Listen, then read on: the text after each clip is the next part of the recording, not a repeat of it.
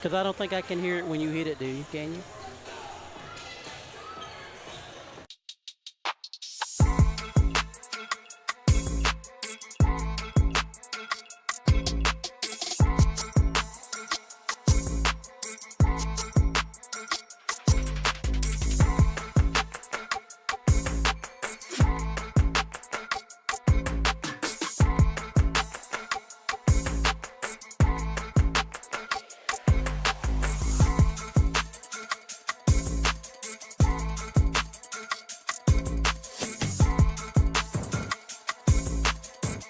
Listening to Portland Panther basketball here on Portland Sports Network via YouTube.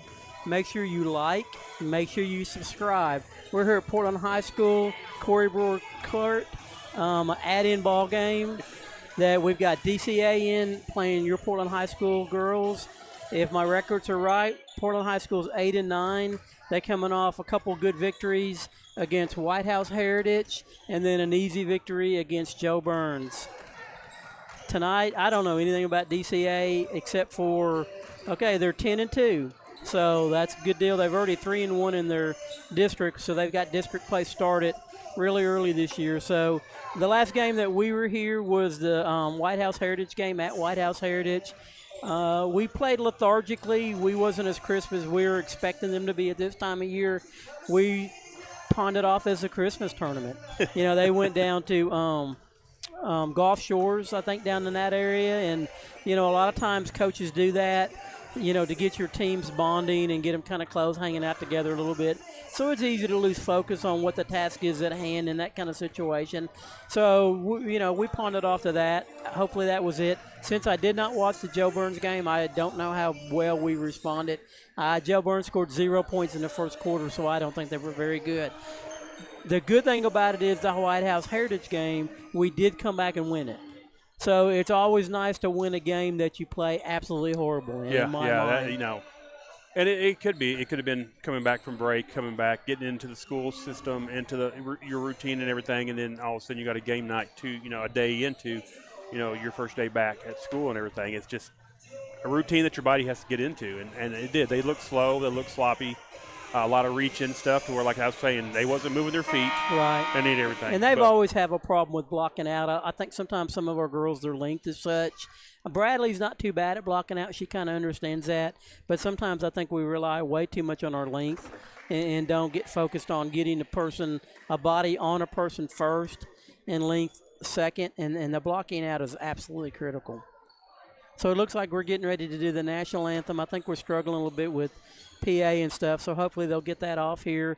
We're going to stay live for that so you can hear it. It's always good to hear the national anthem. Let everybody know that Kyle is here to do the broadcast. Yeah, Kyle's here. But they don't have a PA announcer, so they asked Kyle to come up and do the national anthem not to sing the national anthem, but to do the starting lineup. Singing the national anthem would have been interesting. The little Lassiter girl, I think that's her last name, is going to sing the national anthem, and she's phenomenal. So we're definitely going to stay here for that. But he's about to do the starting lineups. Welcome to tonight's game, Panther fans, between your Portland Lady Panthers and the Donaldson Christian Academy Lady Wildcats. We ask that you please rise and remove your caps as we stand for the national anthem presented by Miss Maddie Lassiter. Oh, say, can you see by the dawn's early light what so proudly we hailed at the twilight's last gleaming, whose broad stripes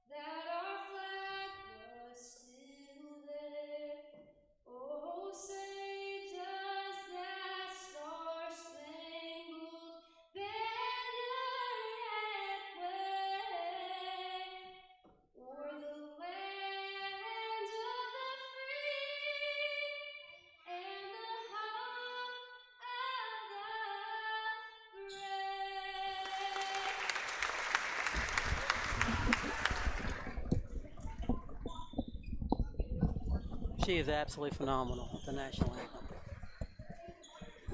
There's some people say don't give up your day job when they sing her something. She can give up her day job because she's good. Starting lineup for the visiting Donaldson Christian Academy Lady Wildcats. Number 3, Kayla Marcus. Number 11, Millie Park. Number 12, Mia Johnson. Number 15, Kendra Matheson. Number 22, Madison McHenry.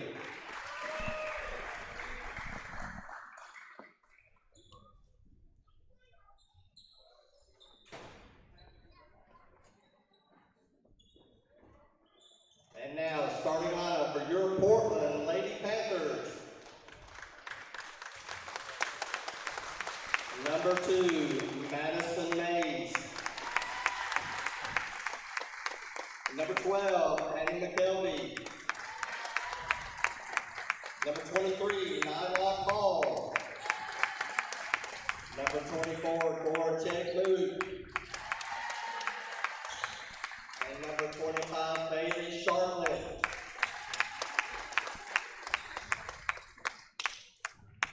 We're going to go to a quick commercial break. We'll be right back for the tip-off here on Portland Sports Network. Two guys drove to work. Neither guy wore a seatbelt. One guy got a ticket. One guy didn't. The same two guys drove home. One guy wore his seatbelt. One guy didn't. One guy made it home.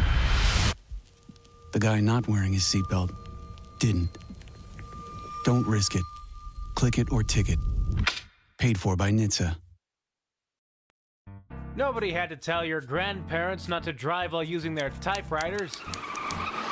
Why should it be any different for us kids and our cell phones? Distracted. All right, Voice of the Panthers is back. The tip-off. Portland has got the tip. You got it, buddy. Go ahead. I don't got it.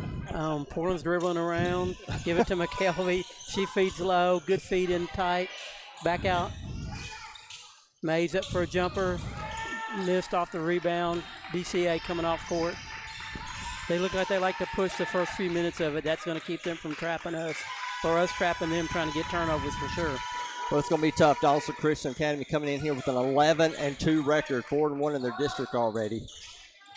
As Johnson takes a jump shot but misses it. Lady Panthers have the basketball traveling left to right. They'll be wearing their home whites, purple trim, purple numbering. And it's Paul at the top of the key. Over to Moot, back to Paul, backs it up. Man, little spread out zone defense here for Donaldson Christian. As the Panthers play around the world. 4 out, 1 in as Sharklet on the low post. McKelvey over to Moot, gives it to Paul. Flash into the lane is McKelvey, but she'll knock it back out to Mays for a 3 off the mark. Stolen away on the rebound is Moot, gives it off to Paul going down the lane, takes a shot, no good. Contact in the lane, nothing called. Mays gets the loose rebound. And she'll start up the offense. 1 senior, 1 junior, 1 sophomore, 2 freshmen starting for Coach Stein tonight. Turnaround jumper in the lane for Paul is off the mark. Minute and a half gone here in the first quarter. No score so far. Lady Panthers on a 2-game winning streak. Now their record evened up at 9-9. Long 3 on the way, and it drops for Millie Park, the freshman. Hits the first basket of the night, 3-0. DCA leads. Bounce pass over to Paul.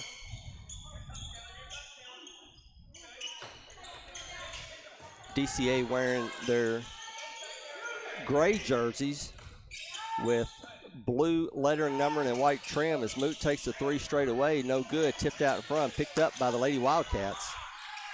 And they'll move it up ahead to Kayla Vartness. Vartness, the 8th grade phenom, tries to bounce an entry pass into the low block, and loses the handle on it. And it'll be Lady Panthers basketball.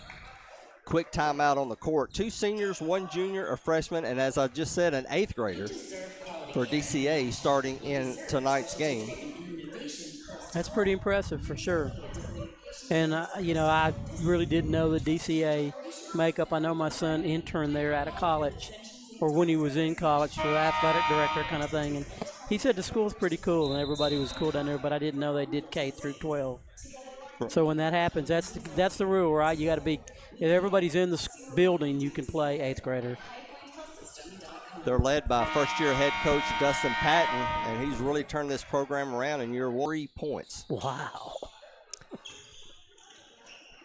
Panthers with the basketball after the timeout. They'll have the full length of the court to go as McKelvey takes the inbounds from Mays, and she'll walk it up into the front court. I like the way we're moving the ball around. What we've got to do is get someone right there. That should have been a foul call. McHenry with the steal, throws it up, back to McHenry, and she gets the layup. Nice fast break for DCA as they now up 5-0 with almost 3 minutes gone here in the first quarter. McKelvey gives it over to Mood in the corner, Mays. Mays dribbles into the lane, tries to bounce pass down low to Sharklet. Loose ball picked up by DCA. And DCA trying to push forward. Bartness can't get around Paul, backs it up. Over to Johnson. Johnson into the lane. Pump fakes, takes a shot, partially blocked by Moot. And the Lady Panthers get the basketball. Have yet to score here in this first quarter. As Donaldson Christian with that 5-point lead. Moot guarded by Matheson. Tries to go down low into the lane. Ball is loose again. Fought for, picked up by the Lady Wildcats. Yeah, it was a good feed in there. We just didn't corral it. The 3 by DCA is no good. Offensive rebound for the Wildcats. Another 3 on the way. That one's off the mark. And McKelvey with the rebound. Averaging 3 rebounds a game is Addie McKelvey, but it seems like she gets 10. It seems like she's always there. She does a good job. Yep, for sure. Moot pops out, gets the pass. Back over to McKelvey. Paul swings around, gives it to Moot in the lane. Turnaround jumper off the back of the rim. You can't ask for better than that right there. That was a great look. Good, 8-foot, 7-foot jump shot. Just didn't go in. Story Russell, Kieva Bradley moving up to the scorer's table. They'll come in at the next timeout. Mays, that was really good great defense. Pressure defense on Matheson, causes her to make a turnover right there at the volleyball line. I tell you what, for a freshman, that was some really good defense. She moved her feet really good. She was relentless. That's good for someone starting as a freshman for us. We need that going down the stretch for sure. Mays will take a seat as Russell comes in for her. Sharklet out. In comes Bradley. Swinging around to the far side as Paul thought about taking that 45-foot 3. Changed her mind. Gives it over to McKelvey. Lobs over to Moot. She'll take the straightaway. In there. Gorchek Moot breaks the ice for the Lady Panthers. They now trail 5-3. Just under 3 minutes to go here in the first quarter. Down the lane goes DCA. Vartness tries to get it over to the low post. McKelvey takes it away. And picked up her dribble and slid her foot. And the turnover will give it back to DCA. Yeah, this guy, I've got a long history with him refereeing. It's kind of touchy on that when we're getting clobbered driving to the lane down here. But he's from Gallatin. Vol State assistant softball coach. Just don't even get me started.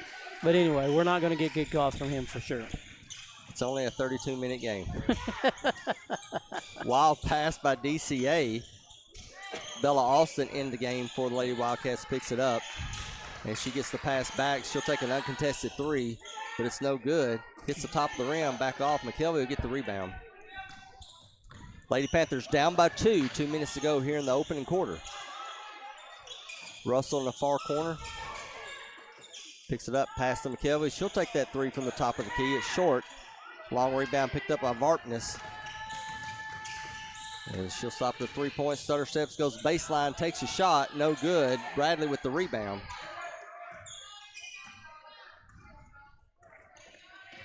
Bradley did a good job of blocking out before jumping. 5-3, Lady Panthers down by 2. Moot misses a shot. And DCA will try to extend this lead. 3 from the top of the key. That one's no good.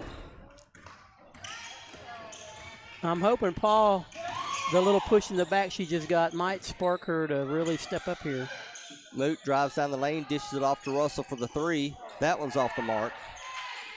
Rebound goes to DCA, and Paul will get the reach-in foul.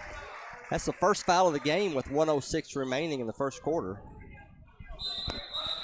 It's getting a little chippy. If you watch the play up and down the court, you're seeing forearms kind of being thrown out there. And that's good for us. We need to deal with that. It might wake some of the girls up that's been kind of sleepwalking. Donaldson Christian with the basketball. Bartness across the center line. She's met by Paul. Bounce pass down low, and again mishandled by McHenry. Out of bounds, and it'll go back to the Lady Panthers. Pass was a little low off the bounce. Yeah, I tell you, number 3 is the real deal, dude. If she was a 12th grader, she would be good.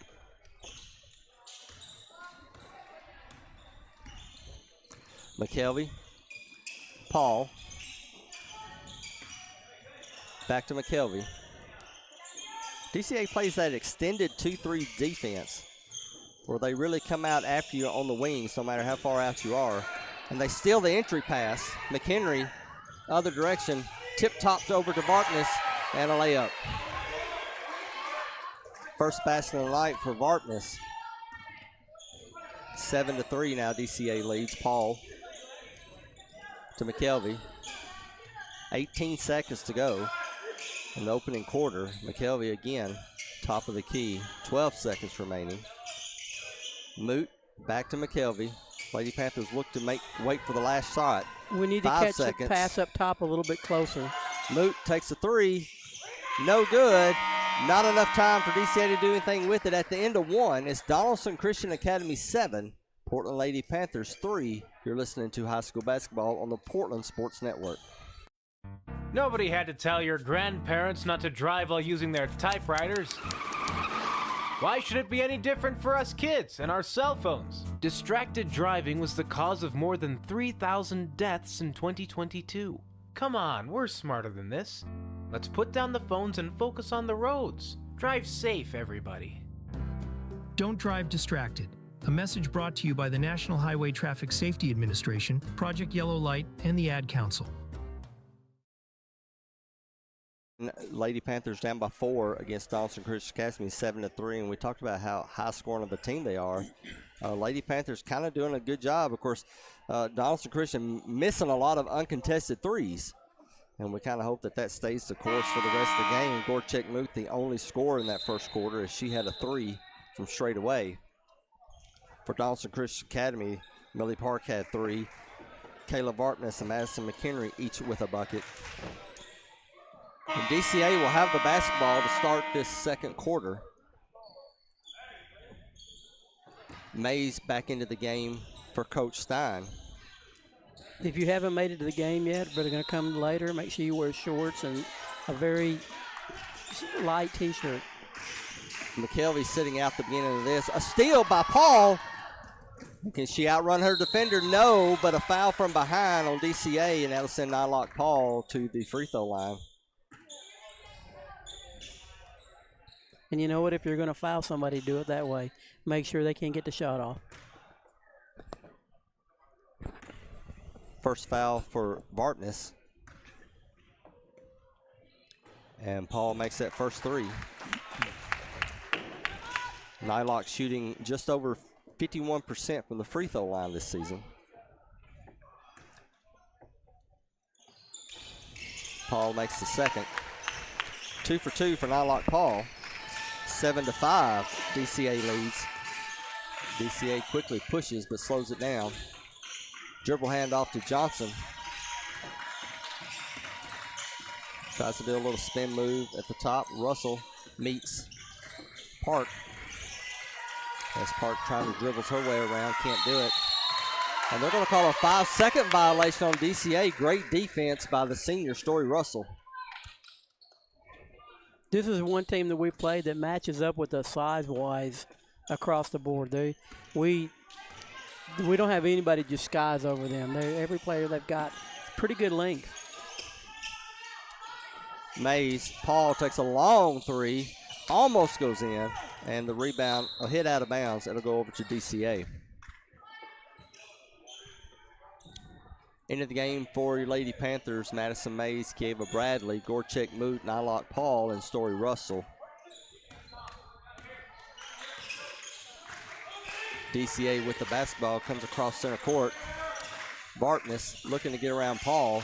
Paul's got her eyes on that basketball. Back up, step back three is no good. Offensive rebound, pass down low, shot is missed, but they're going to call the foul on Bradley.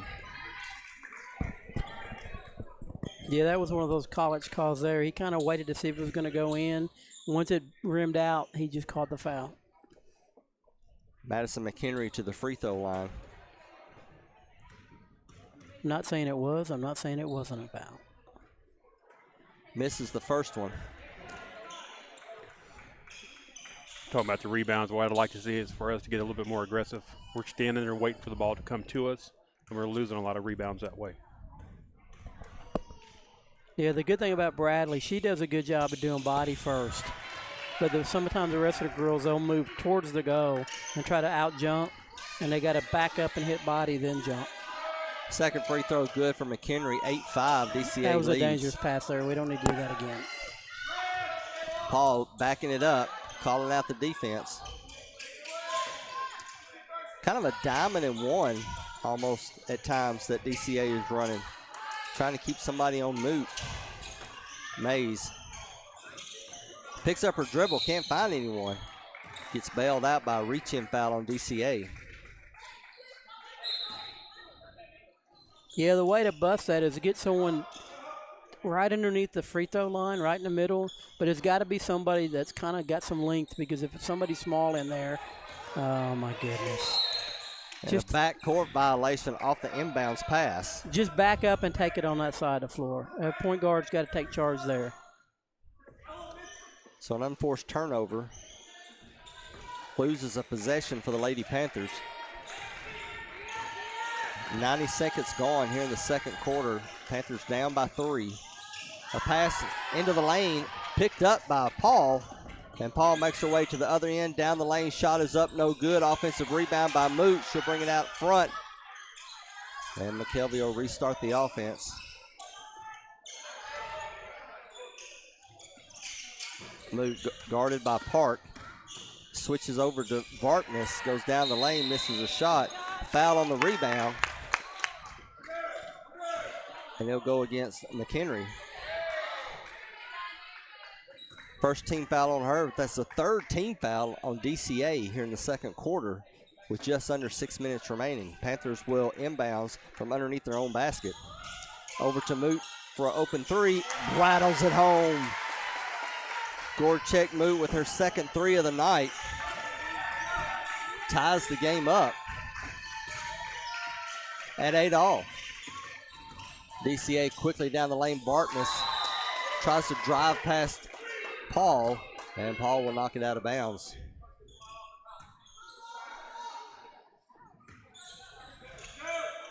Inbound for DCA. Lobs it into the lane, turnaround shot, no good. Rebound chased down by Bradley. See, that's where Bradley does a good job of initiating contact and then getting the rebound. Moot bounce pass to McKelvey into the lane. Ball is loose. She went right through her, I thought. Right through her shoulder. And with 5 minutes, 24 seconds left in the second quarter, we have our first held ball situation. Possession hour stays with the Lady Panthers.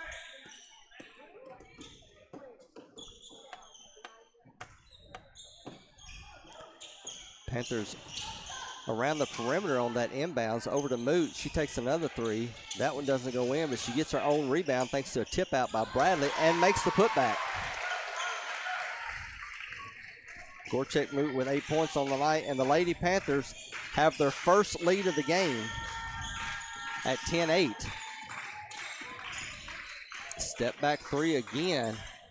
Off the back of the rim, offensive rebound to the hole, no good. And Bradley will pick up the rebound. Somebody come get the ball, please. She picked up her dribble. Paul comes back to help. And now McKelvey with it again. Over to Paul. Russell pops out, takes the pass. Moot on the far wing area. Back to McKelvey. Nice dish. Swings it in to Moot. Turn around shot. The mid-range is good. That was a nice feed right there. Number 2-4 is getting hot as she has 7 points here in the second quarter, 10 for the game, and now all of a sudden the Lady Panthers have a 4-point lead as the offensive end of the floor has woken up. Shot on the way, the left-hander, Millie Park, gets the basket. 12-10, Lady Panthers with the lead. Mays at the scorer's table, ready to come in. Paul. Back to Moot. Russell gets it on the far slot area. Oh. Touch pass high-low from Moot to Bradley. Wasn't ready for it. DCA picks it up. And now the Lady Wildcats looking to tie this game or take a point with that one. Kaylee Vartness from way downtown, and a timeout is called by Dustin Patton. So with 3:38 left, Donaldson Christian leads the Lady Panthers 13-12. You're listening to Portland Basketball.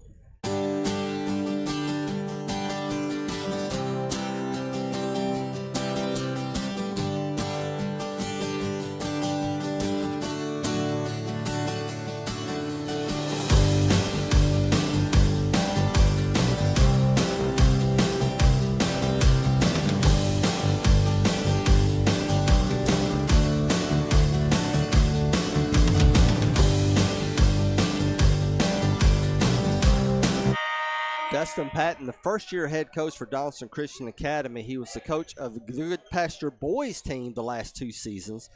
Last year, Good Pasture went to the semifinals of the state tournament. Before that, he spent 3 years at Nashville Christian for the girls team. And they went to the state championship tourney 2 of the 3 seasons that he was coach there. Somewhat of a pedigree now for the DCA Lady Wildcats athletic squad.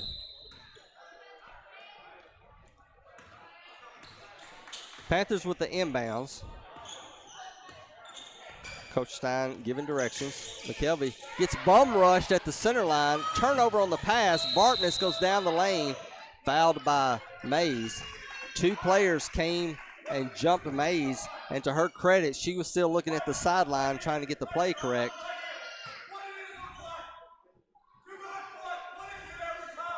Coach Stein a little upset with the team. Felt like there was been a little lackadaisical on that go-around. I love it. Bartness has 2, and the 8th grader makes the first one. She knew what she was doing on that drive, though. She knew a lot of contact was coming and kept everything in tight to get that foul. Makes the second one. McKelvey out of the game. She's getting checked by the trainer. Looks like she may have got smacked in the face during that foul. Lady Panthers with the basketball, now down by 3 all of a sudden after having that 4-point lead. Ball goes out of bounds. It'll stay with the Lady Wildcats. On the court is Moot, Paul, Mays, Bradley, and Russell. As Coach Stein going big, substitutions for DCA. Lady Panthers are stacked at the free throw line for the inbounds. Comes into Paul, swings around to Moot. Open 3 on the way. Bounces in. Gorchek Moot with her 3rd 3 of the night.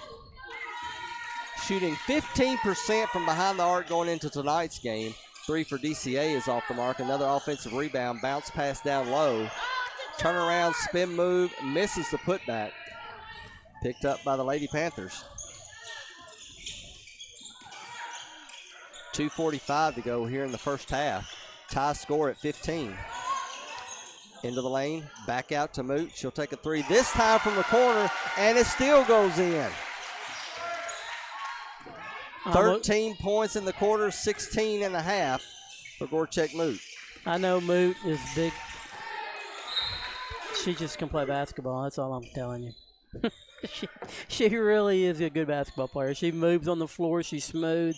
She shoots quick. That's important. A lot of girls take a lot of time to get loaded up and shoot. She's a college basketball player. I don't know if she's interested or not, but she's got all the ability in the world. A long pass to the low block from the far sideline on the inbounds. Shot put up is no good by DCA, so the Lady Panthers trying to extend this 3-point lead. 2:10 to go here in the first half. Paul goes down the lane, passes it over to Bradley. She'll throw it back out front. Moot misses that three, and the long rebound goes out, and it'll go over to DCA. 16 points here in the first half of Portland's 18. As Nylock Paul takes the balance of the scoring with her 2 free throws. Bartness leads DCA with 7 points as she has the basketball and she gets double teamed. Catches a Roland McHenry, goes up for the shot, knocked away by Moot. Pass up ahead to Bradley. Bradley goes all the way, and an offensive foul on the Lady Panthers. I only got one thing to say. Boo. That was terrible. That wasn't even his call. The ref on this side, that would have been her call more than anybody. She had a clear view of it. Defensive player definitely looked like she was moving. She, no doubt. Never gained her feet. And Bradley was in control, so you can't use that one. Nevertheless, DCA with the basketball, a 3 will tie it. Bad pass, out of bounds, back over to Portland. Coach Stein changes his mind on the substitutions as the players go back to the bench, and we'll stay with 2 guards, Mays and McKelvey, along with the big 3 of Paul, Moot, and Bradley. Pass over the head of McKelvey. She's unable to save it. Turnover will go to DCA. Into the game comes Bailey Sharklet, and she'll come in and give Bradley a seat. I can tell you a little secret. If these girls can take the tough coaching and their parents shut up and let them get coached, that's gonna say a lot. Because if they can take it and they let him coach the way he needs to coach sometimes, the sky's the limit for these girls. Bounce pass down low, spin move by McHenry, but the shot is off, picked up by Mays. Under a minute to go here in the second quarter. Panthers up by 3 with possession of the basketball. How is that not a foul? Paul over to Mays. Baseline, shot is up, rolls in. What a shot by the freshman. So someone other than Gorchek Moot has scored for the Lady Panthers. 20-15. Another turnover by DCA. And the Panthers with 34 seconds left have the basketball. In comes Story Russell. And she'll come in for McKelvey. And Bradley will come back in for Sharklet. So looks like Coach Stein doing a little bit of offense-defense maneuver. 28 seconds remaining. Mays to Paul, back to Mays. Under 19. Paul will take a 3, in and out. Rebound goes to DCA. 10 seconds remaining. DCA with the basketball. Moot almost takes it away. A long shot by DCA. I think they lost sight of the timer. Long rebound and another shot. This one at the buzzer doesn't go in. And at the half, Portland goes on a run, or should we say Gorchek Moot goes on a run, as Portland leads Donaldson Christian by a score of 20-15.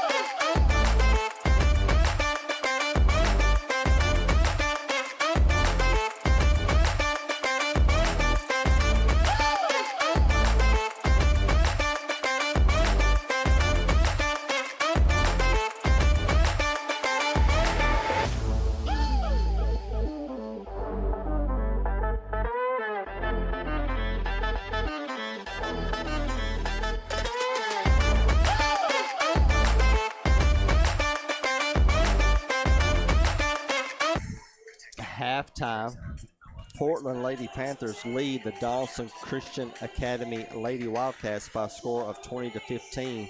A slow start by the Lady Panthers, only 3 points in the first quarter, but defense kept them in the game. At the end of one, it was only 7-3, DCA with the lead.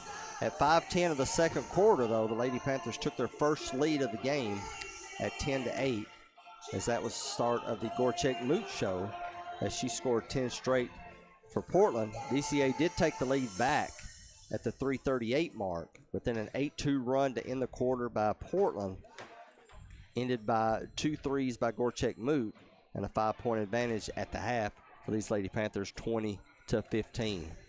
And John, that's probably the most animated, the games that we've covered, that we've seen Coach Stein this season.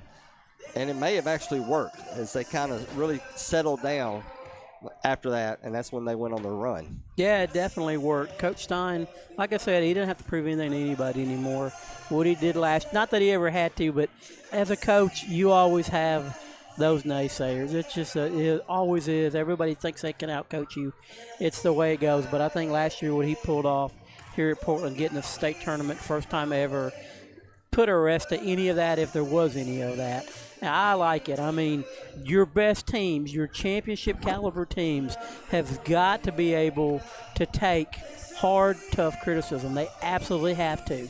If they can't, they're not going to achieve all they need to achieve. Because every now and then you need to get in someone's rear end. It's like if you got a child in the house and you got boiling water going on the stove and you've told them 3 times to stay away from the boiling water, then all of a sudden they're getting about to hit the handle to pull it over. What are you going to do? Go, hey, Michelle, please don't do that. No, you're going to scream, hopefully, if you've got any sense at all about what's going on as a parent, and try to get them away from that. You're not mean to people. That's what people don't understand. When you're a coach and you're getting on to a kid, most coaches, not all of them, some coaches are tyrants. They yell just to yell. But most coaches do it because, one, they love the kids. They're trying their very best to push them to their fullest extent to win or to at least achieve the goals that they have set up. And so I got no problem with it all. No parent that really wants their kid to achieve in life should have a parent with it. If the coach is abusing the kids, that's totally different. Hopefully the administrators will put it into that, or the parents can put it into it. But Coach Stein would never do that. He loves these girls. He thinks a lot of them, and he's just trying to help them get the goals they want to go. And sometimes you've got to get yelled at to get to that goal. You know, you could say we talked about Gorchek Moot, 3 threes in the second quarter, 4 for the first half. And luckily, she kind of led us through that first half of this game. Yeah, I'm going to tell you, you said she was a soccer phenom. She's a basketball phenom, too. She can play. If nobody's had an interest in her yet, it's because nobody's sending tapes to anybody. She, from last year to this year, her game has improved so much. She's so much quicker. She kind of understands the game a little bit more, and she's really worked on her shots. Does sometimes she a little lazy on her rebounds and try to reach more than that? Yes, she does that. And she can. That's something that you can fix one weekend. It's just when you got to realize you're doing it too is just focusing on body contact, then rebounding. But she, on the offensive side of the ball, she really is phenomenal. She's one of the best offensive players I've ever seen in Portland, easy. And she's one of the better high school offensive players that I can recall. I mean, I hate to put the pressure on, but she's a D1 prospect, I think, on a basketball floor. Because she's got length, right? And that's key. If you're playing basketball and you're 5'4", 5'2", and you're playing against 5'8", 5'9" girls, which I don't have a clue how tall she is, but she's tall enough to be able to survive in the D1 world. And that's important, or any world for that matter. I know she's a soccer phenom and all that good stuff, but I'm telling you, she can play some basketball too. And maybe it's something where she goes try to do a dual sport kind of deal. Maybe take a smaller school like University of South, a great prestigious academic school that might, is not as hard to play in as far as both sports. Go there, play both sports. I don't know. I'm just throwing some stuff out. But she can flat play some basketball. And I love Bradley down low. She likes to get rough with you. She understands body, and that's important for our girls to have somebody down there that will block out really good. Gorchek now leading the team in scoring at 12.8 a game, and that was after a tremendously slow start in the first 2 weeks of the season where it looked like she was looking more to get her teammates involved instead of getting her own shot. Right, which is a good thing. You don't want to be a one-dimensional kind of person, but if everybody else is not wanting to shoot the ball, somebody's got to. Things kind of changed, I think, when over the Christmas shutdown, even though they went on a losing streak. They go down to Gulfport, and she has that 29-point outburst. And then against Heritage and Joe Burns, just getting back on her scoring pace. So only good things can happen for the Lady Panthers if Gorchek Moot starts getting hot again, like we know she can do. Yeah, 29 points is a real deal no matter who you're playing. What? Oh, you want me to do stats? That's kind of would be nice. I know this before I forget. We've only had one offensive rebound in the first half. And you know how I am. Girls basketball centers around one thing more than all things, and it's when you're on defense, you making sure they don't get the offensive rebound, and when you're on offense, it's getting the offensive rebound.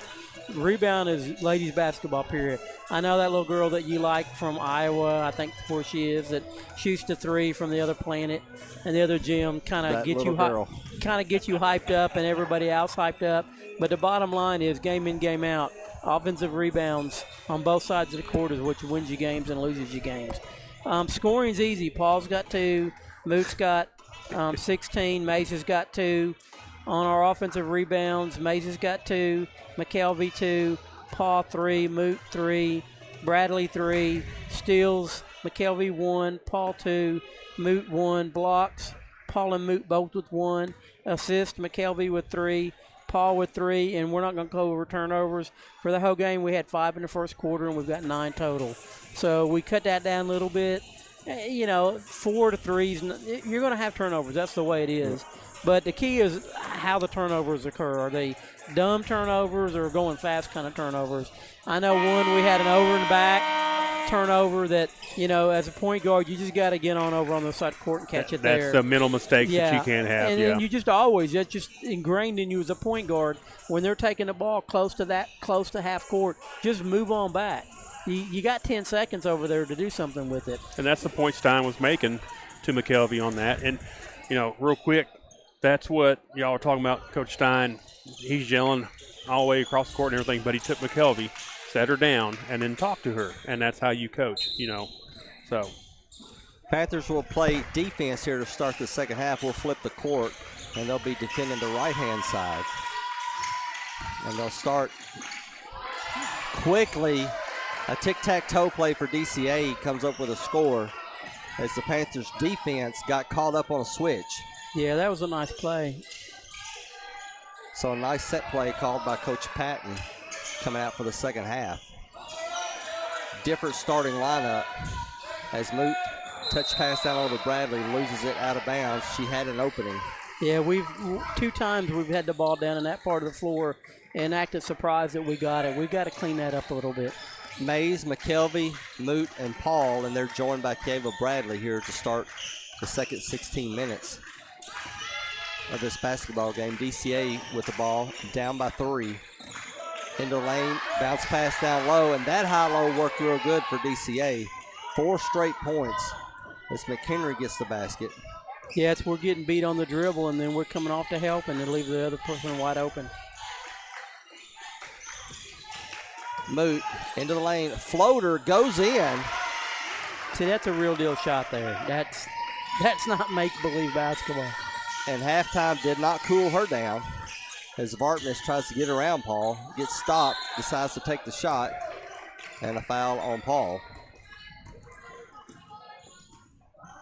It'll be the second on Nylock. First team foul.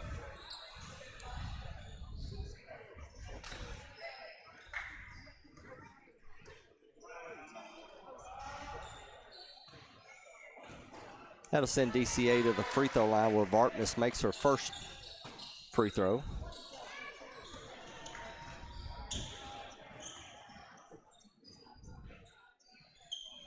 Second one up, second one in. 9 points on the night for Kayla Vartness.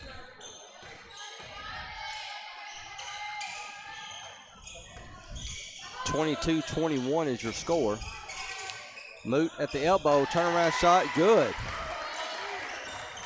If it ain't broke, don't fix it. Yeah, she acted like she was almost going to put it down on the floor and go, but she said, you know what, I'm wide open. Bartness switch. Bradley now on Bartness.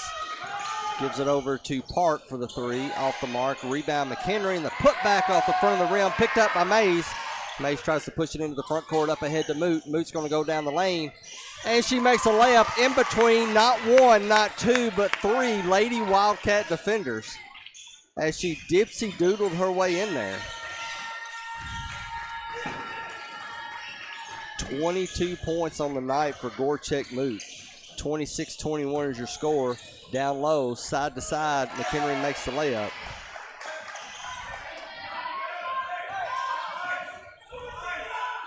Now 26-23. Paul. Moot flashes into the lane. Paul can't get it to her. We'll start back out on front to McKelvey. Moot on the far slot area, double team. She'll give it back up to McKelvey. Paul looked at the three. Moot knocked away. McKelvey picks it up, bounce pass to Paul. She wants to take a three so bad. McKelvey will take it from straight away. Back of the rim, rebound to Moot. Flips it over to Mays. Bounce pass to Bradley, layup. And Bradley was looking for it that time, which was a good job. Mays did a great job of breaking down the defense on that dribble. Madison Mays, great job of driving down into the lane, gathering all the defense and giving it off to a wide open Bradley. Bartness comes back, makes one from the left-hand side for DCA. That's easier for her, though. She's left-handed. 28-25, Lady Panthers lead, 4:40 to go here in the third. Moot with the basketball. Into the lane, takes a shot, rolls into the basket. Timeout called by Coach Stein. Yeah, I'd rather not dribble into double, triple team there, but I guess if it's going in, you can't complain about it, but it will catch up with you one day. It did against White House Heritage. We did a lot of that gapping dribbles and got tied up big time. So to give a little bit of attention to the visiting team, what do you think so far about the 8th grader, Kayla Bartness? Well, that coach may have decided to take that head coaching job over there because of her. That's how good she is. She's going to be a D1 college basketball player. There's absolute zero doubt about it. Did you remember earlier in the game she fed low post and had that major English on the ball? The spin on the ball as she threw it in. Yeah, for an 8th grader to have that much whereabouts. I mean, a boy's 8th grader wouldn't have surprised me much because a good 8th grade point guard should be able to do that. But girls, and I'm not trying to belittle girls, but normally they don't work on their craft quite that much. And that English she put on that ball was unbelievable. It went 4 feet. It hit and went curved 4 feet in. That is some amazing stuff for an 8th grader, no doubt. And she's got great skills. She's physical. She doesn't mind getting bumped around. It's not like she's a little sissy or anything like that. She likes to get hit. And that's part of the game. You're going to get hit in girls' good basketball. I think she has 11 points, I believe, of DCA's 25. Substitution comes in. Emily Jennings making her first appearance of the night for DCA. Panthers on defense. Bartness takes a screen. Paul gets through it. Bartness has to back it up. Lobs it down low, taken away by Bradley. And Bradley will push it herself into the front court, goes in for the layup, and it's good. Turnover by DCA leads to points for the Lady Panthers. And they now have their largest lead of the night at 7. And Kieva with 4 points. 3 on the way by Park. Doesn't go in, out of bounds, will give it to the Lady Panthers. She does need to be careful there because there was 3 defenders. It looked like to me if just one girl would have stepped down and took a charge, she would have plowed her through. Mia Johnson comes in from Millie Park. Mays will take a seat for Coach Stein as Bailey Sharklet comes in. Story Russell into the game as Bradley will take a seat. Russell gets it to Moot. Down low to Sharklet. Couldn't make the bunny. Paul comes up to her, encourages her, don't worry about it. We'll get another opportunity. McHenry comes back into the game for the Lady Wildcats. She'll replace Jennings. That was a beautiful rotation and pass. Lob out front off the baseline. Paul will take a shot in the middle of the paint, and it's good. Nylock Paul with her first basket of the second half. First basket of the game because she only had 2 free throws. 34-25, Panthers lead. And a missed shot by DCA gives the ball back to the Lady Panthers. Here we go. Paul's going to take a 3. Short. Rebound DCA. Johnson takes a 3. Misses. McHenry gets the offensive rebound. And a tie-up by Sharklet. Possession arrow to the Panthers. The more Sharklet plays this level, the more she'll learn to get over just a little bit more and put that hip. But she did a good job of being there. She just didn't quite finish it up and then got the held ball. The freshman getting way more minutes here since the break. Paul gets double teamed out front and gets shoved from behind. Matheson with a foul.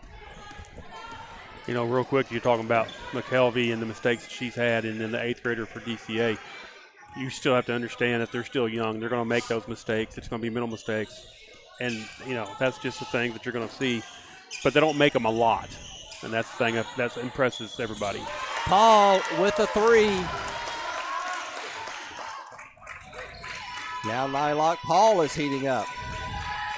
And just like that, the Lady Panthers have busted it open to a 12-point lead against this 11-2 DCA basketball team. Keep your feet going. Keep Dribble your feet. handoff to Matheson. Over to Austin. Gives it back to Matheson. McHenry loses the ball down low. Jumped on by Paul. The tie-up will give the basketball to DCA. What they got to learn here is when you're rolling on offense, get down. Remember the old days when you used to hit the floor, all the players to play defense? If they get that mentality about themselves, that's going to be scary.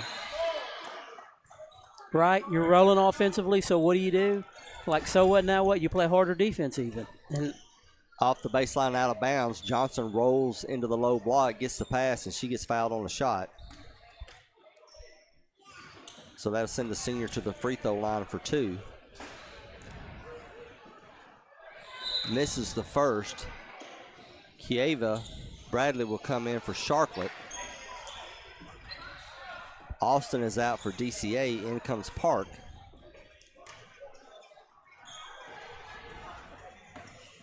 As DCA gets set for the second free throw. That one does go in. 11-point lead for the Lady Panthers. 2:15 to go here in the third.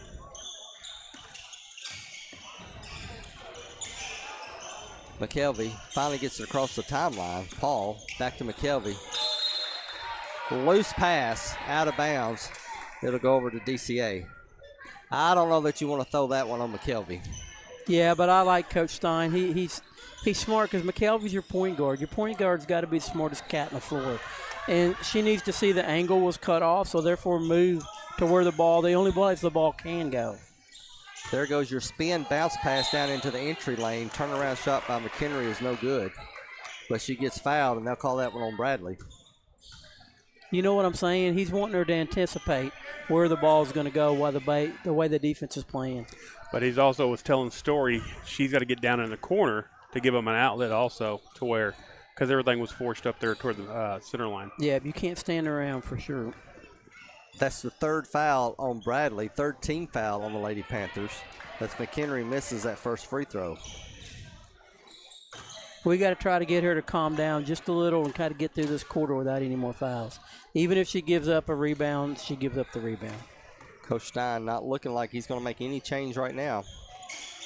Misses both free throws, rebound to Moot, and she just turns around and pushes her way into the front court immediately. Down the lane, shot is up, shot is good. Nobody was going to get in her way. 10 points in the quarter for Gorchek Moot.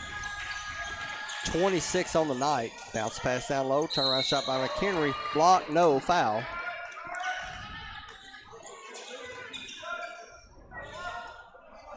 A minute 32 to go here in the third. Lady Panthers up by 13, 39-26. That's the first foul on Gorchek. And that's a refreshing stat right there. Korchak with 1. Paul has 2. Bradley with 3. As McHenry hits the back of the rim on the first one.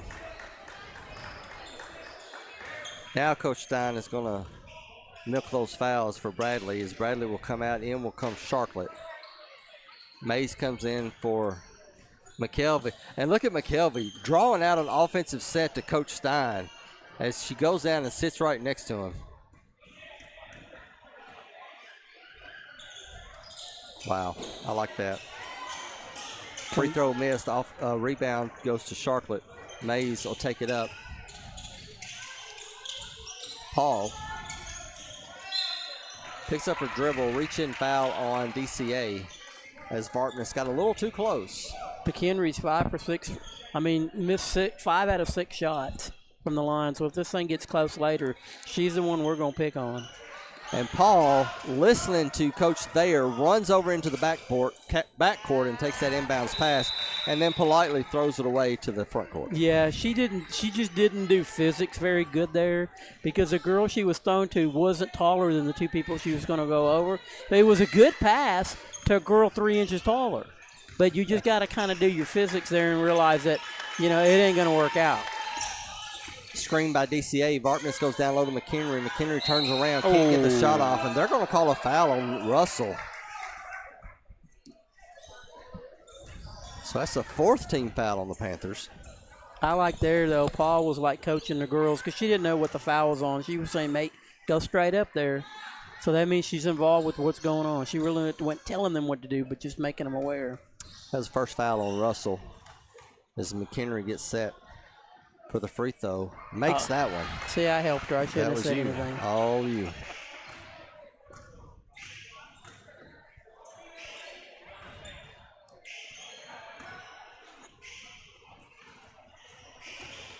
McHenry dribbles, spins, dribbles, sets. And 2 of 2, as that one did not want to go in, but gravity forced it down. McHenry now has 11 points, tied for the team lead with Vartness for DCA. Trap by DCA. The Lady Panthers get out of it. Moot with the basketball. Shoots a 3, front of the rim. And the Lady Wildcats trying to make it a single-digit lead. Over to McHenry, turns around, takes a short jumper, and it's good. 39-30, 4 quick points by the Lady Wildcats.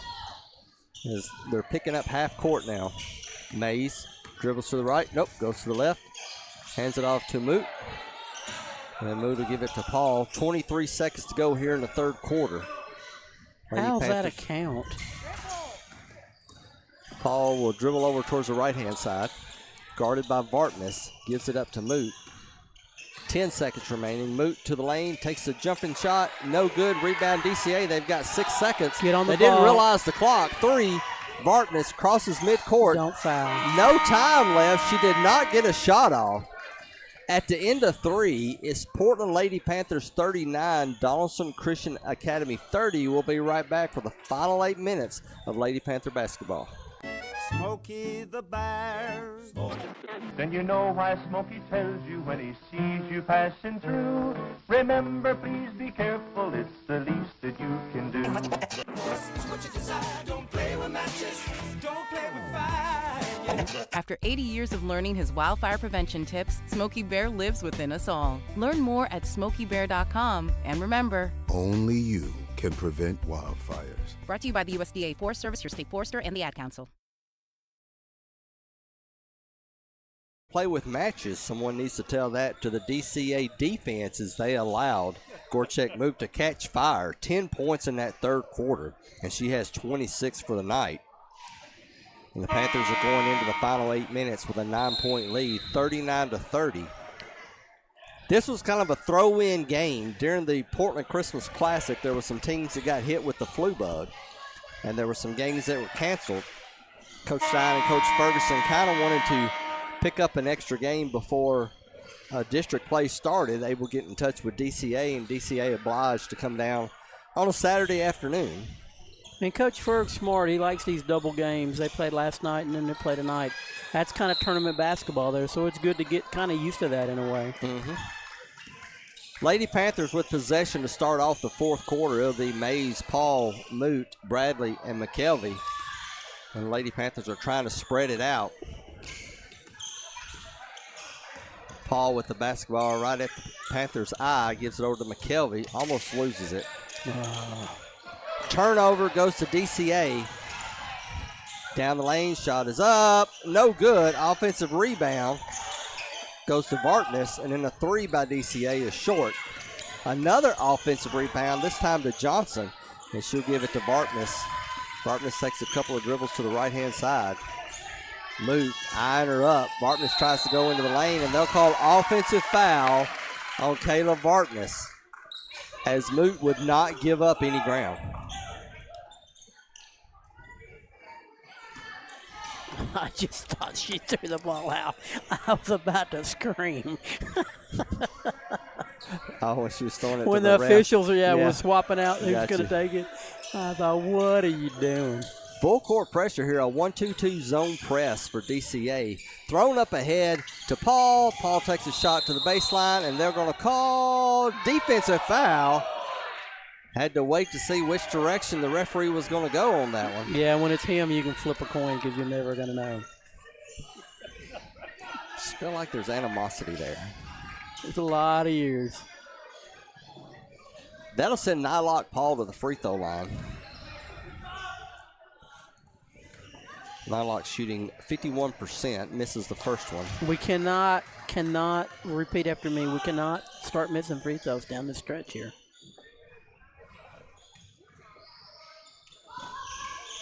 Misses the second one. Offensive rebound to Bradley, over to Paul. She looked at the three, changed her mind, decides to start up the offense.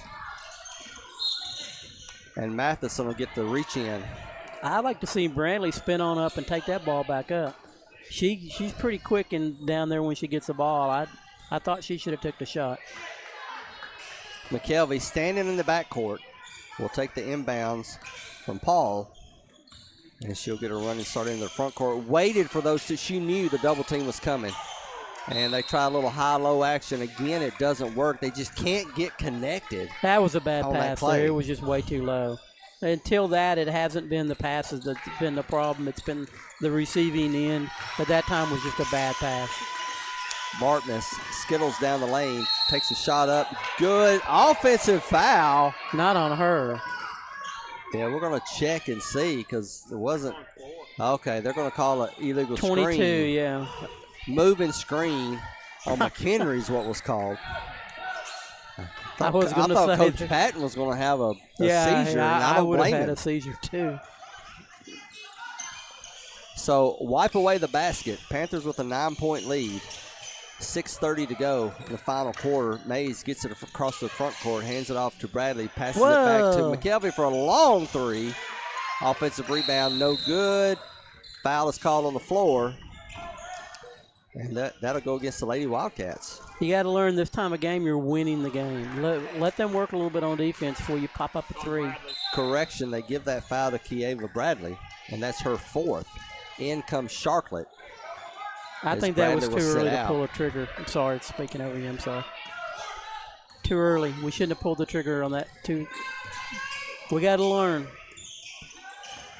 DCA with the basketball, down by 9.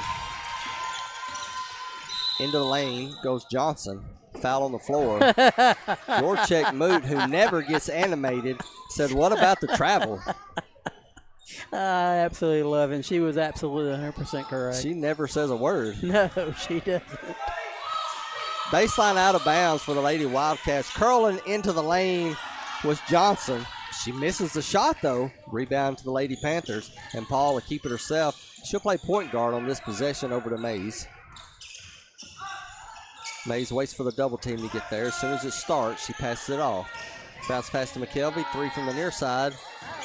Off the mark. Chased down by Sharklet. Ball on the floor. Good And job, timeout Coach is Stein. called by Coach Scott Steinbrecker. That what was a a great professional timeout. move. Yes, it was. Send him up to the big leads for that one. Yeah. We'll take a short one with 5:50 remaining. Lady Panthers lead by 9.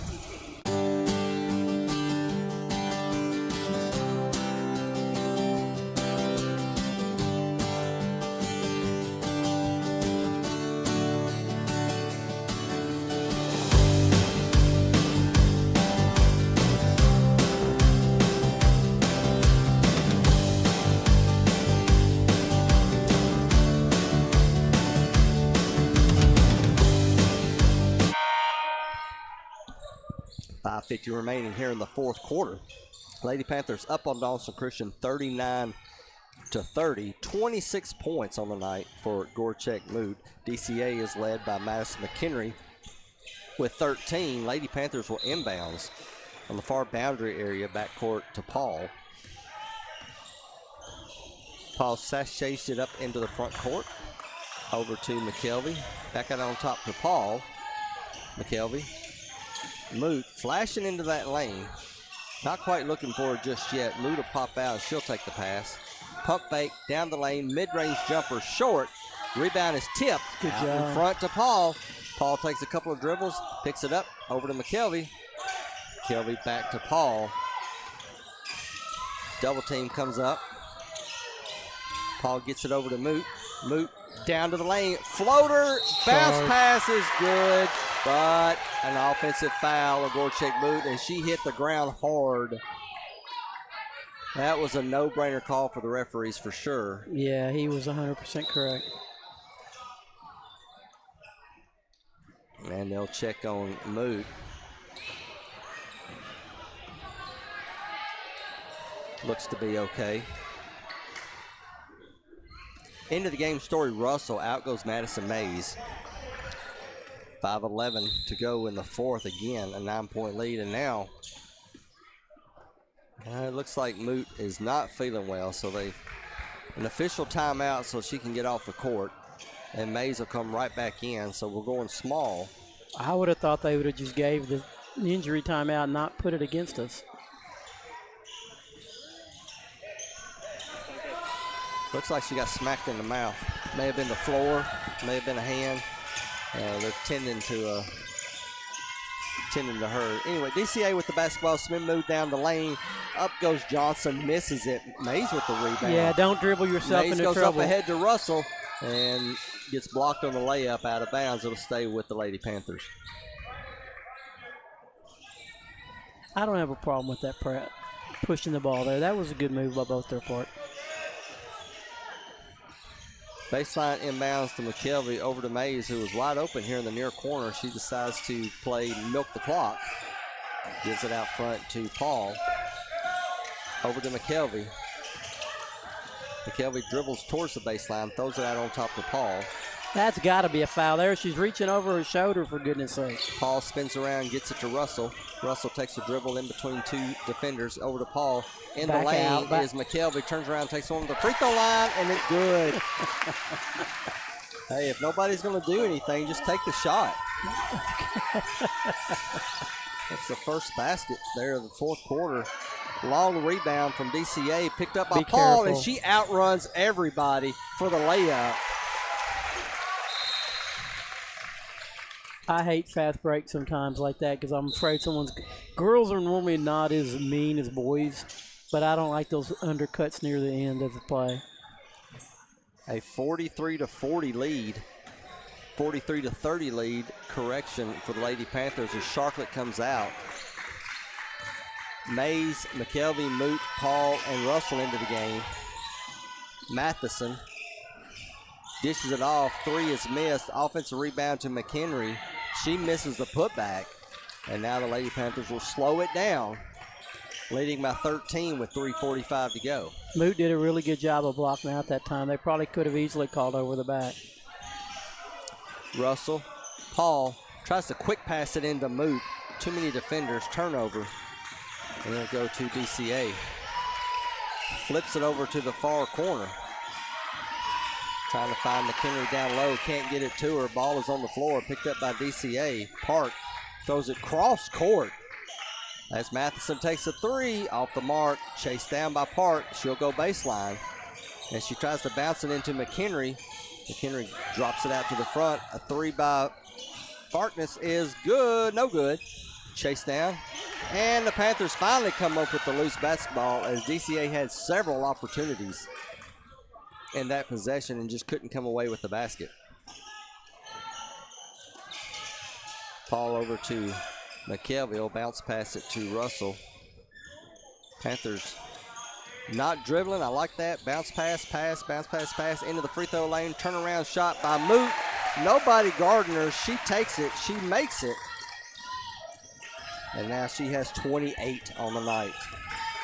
Trying to beat her career high of 29, which was just made about 2 weeks ago. Down the lane goes Vartness, and she gets fouled, and she'll go to the free throw line. I want to take this opportunity to give a shout out and a congratulations, as I lost all my paperwork, so we're going to have to wait on the shout out. Was it Avery? No. Well, since I said that, Avery Hughes made All-State, Tennessee Sports Writers Association, so for its classification 5A, so congratulations to Avery Hughes on a well-deserved honor. I thought I could read your mind. I guess I can't. So free throws for Vartness as substitutions for both sides. Bradley comes in, as Moot will take a seat to thunderous applause. Missed free throws chased down by Bradley. Lady Panthers up by 14, 45-31, as Vartness made one of two. Turnover by the Lady Panthers. Now I wanted to shout out to Abby Sanders, as Abby Sanders being recognized as the first student from Portland High School to receive the NFHS Award of Excellence for this school year. Vartness takes a screen to the left side, goes down the lane. Underhanded shot is good. 14 points on the night for Vartness. Makes it 45-33. Panthers still hold that 12-point advantage. Now she does need to work on that little baby underhand shot there, because against tough competition, that thing's going to get sailed into the 15th row. Moot comes in for Mays to finish there was an email sent to the Portland High School by the TSSAA, as Moot takes the inbounds pass, backs it up. Says Abby's actions not only make an impact on your team and your school, but also the TSSAA community. TSSAA appreciates the opportunity to recognize Abby's positive sportsmanship. So good job to her. Great recognition for Portland High School athletics, as the Lady Panthers trying to run some clock here. Moot in the volleyball line area. Goes in between two defenders and then dribbles it back out. Picks up a dribble. Over to Paul. Paul gives it to Bradley at the free throw line. Bounce pass to a running McKelvey. Underhanded shot from the other side. Doesn't go in. But an offensive rebound and then a tie-up. Possession arrow goes to DCA. A minute 15 remaining here in the fourth. Portland up by 12. Good job by Bradley. I don't think she gets enough credit sometimes for her prowess down in the paint. You got to have a tough girl down there. Vartness will bring it forward. Towards the left, drives the lane, goes right to left and makes a nice scooping shot. It is now a 10-point lead for the Lady Panthers. 16 points on the night for the 8th grader, Kayla Vartness. Timeout called by Coach Stein, and we're going to say it was before the walk. I thought she picked up her pivot foot, but maybe I was wrong. So we'll keep it here with only 52 seconds remaining. And, John, if the Lady Panthers can pull this one out, which so far it looks promising, it's a big win for this team. You got to think back. It wasn't that long ago, especially after the losing streak during the Christmas break. They were 7-9. This will put them back above 500 against a good DCA squad. Yeah, on paper that it is. I don't know who DCA's played, but yes, on paper a good squad. And to be honest with you, after the little vomiting emoji game they played against White House Heritage, I was kind of disappointed. You know, I'm back picked up again now. I'm believing back in them again. They just got to quit drinking whoever's Kool-Aid they've been drinking and get back focused on what their task is hand. They've got a lot of really good athletes on this team. They're still, I mean, the bottom line is Mays and McKelvey still got to grow up some. They're sophomore freshmen. They've got to grow up a little more. They will the more they play. And then we're getting Sharklet's getting some good post minutes in. But they just got to quit thinking they're so good if that's what the problem is and get to work. And tonight they played really good and worked really hard, and I'm proud of them. You can practice all you want. Nothing beats game time experience. Panthers will inbounds, full court DCA defense. Moot with the basketball over to McKelvey, throws it up ahead to Paul. Paul takes a few dribbles, double team, picks it up, and they'll call the reach in. That'll go against Vartness. That's one thing where Paul has grown through the years is early in her career, she had got tied up there, but she came up with the ball in a position that if you were going to get in her way, you were going to get hurt. It was going to hurt you. She didn't swing her elbow. She just put the ball in a position that it's going to be a foul call. 5th team foul puts Portland into the bonus situation, so Paul will have 2, and she makes the first one. 10 points on the night for Nylock Paul. A quiet 10 points. Misses the second one. Barkness with the rebound. Barkness stutter steps down the lane, takes it herself. That time on the left-hand side, she threw it up with her right hand. Makes the basket 46-37 with 30 seconds to go. We need to go forward. There you go. Turn and spin. Paul, 2-on-1. She's got numbers, but they'll slow it down. That was the right decision. McKelvey to Russell, 18 seconds to go. And DCA is going to throw the white flag, as they're not going to foul McKelvey. They will continue with the tight defense, though. Russell, McKelvey. It's good. 3 seconds remaining. So the Lady Panthers are going to come away with a victory tonight. That's 3 in a row. Final score, Portland 46, Donaldson Christian Academy 37. We'll be right back for the recap and final stats as you're listening to Portland Lady Panther basketball. 2 guys drove to work. Neither guy wore a seatbelt. One guy got a ticket. One guy didn't. The same 2 guys drove home. One guy wore a seatbelt. One guy didn't. One guy made it home. The guy not wearing his seatbelt didn't. Don't risk it. Click it or ticket. Paid for by NHTSA. Nobody had to tell your grandparents not to drive while using their typewriters. Why should it be any different for us kids and our cell phones? Distracted driving was the cause of more than 3,000 deaths in 2022. Come on, we're smarter than this. Let's put down the phones and focus on the roads. Drive safe, everybody. Don't drive distracted. A message brought to you by the National Highway Traffic Safety Administration, Project Yellow Light, and the Ad Council.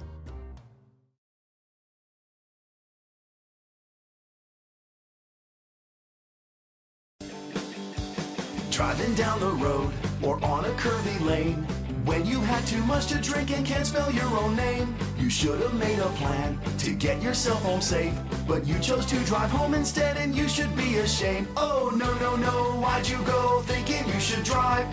Could have called a friend or cab to get you home tonight. Keep the holidays happy, Tennessee. Booze it and lose it. Brought to you by the Tennessee Highway Safety Office, a division of the Tennessee Department of Safety and Homeland Security.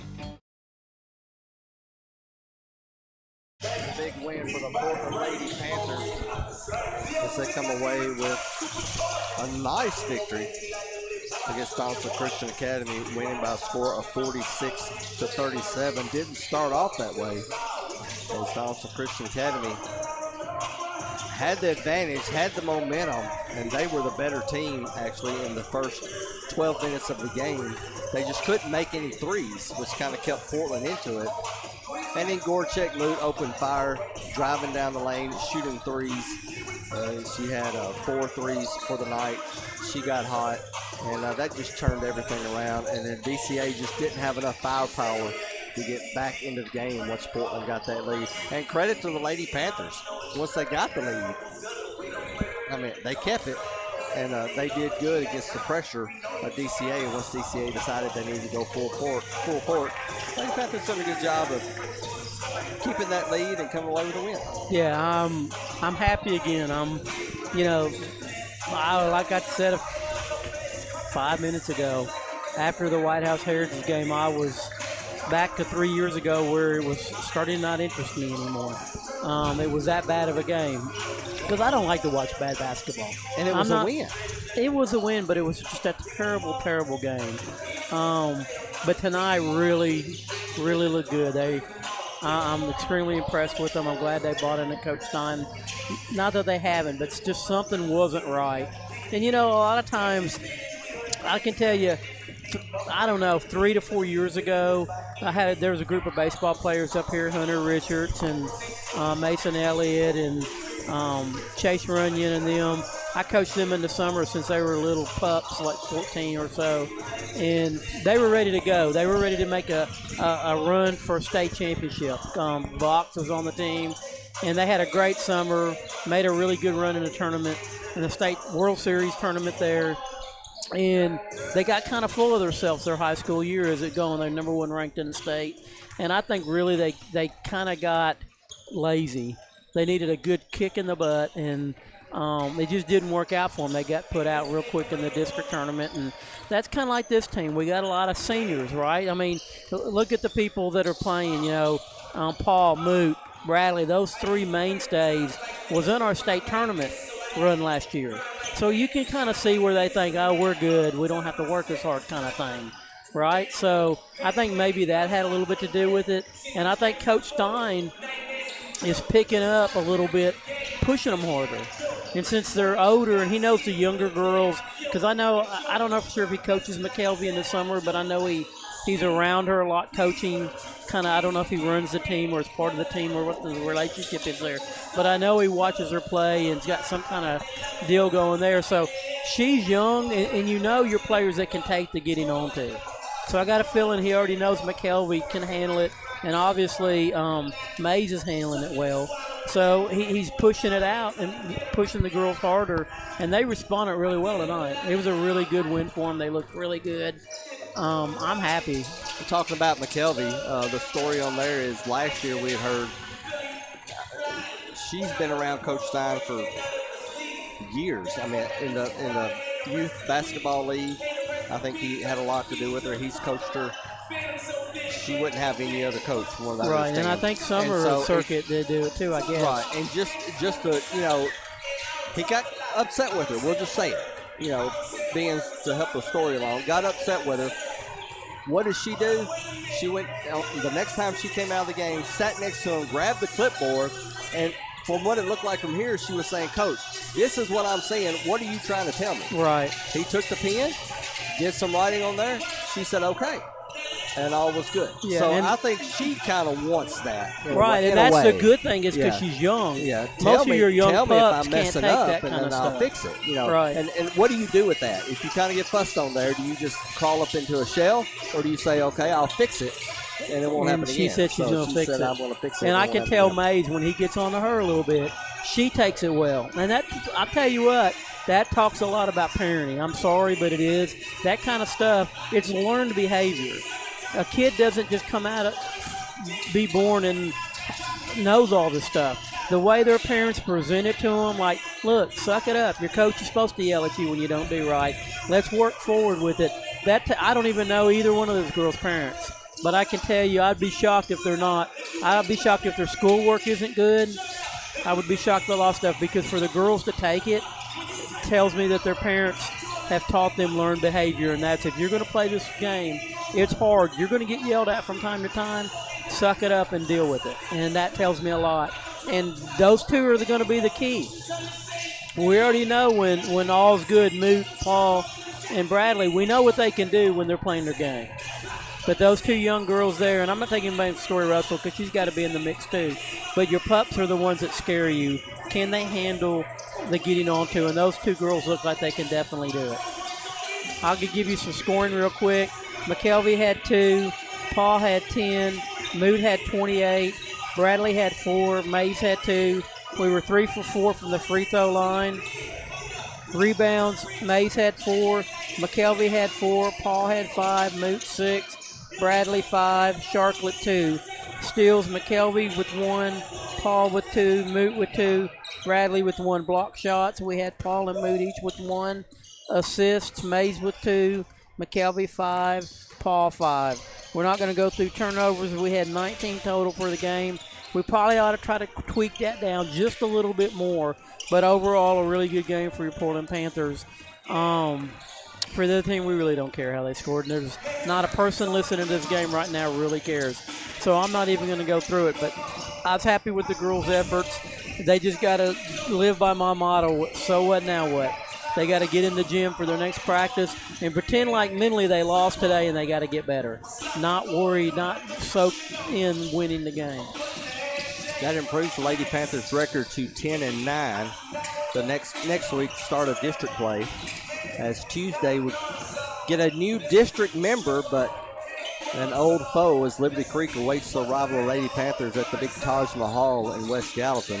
And we'll broadcast that game right here on the Portland Sports Network. Next, short break as we get set for the boys game. This is Panther basketball.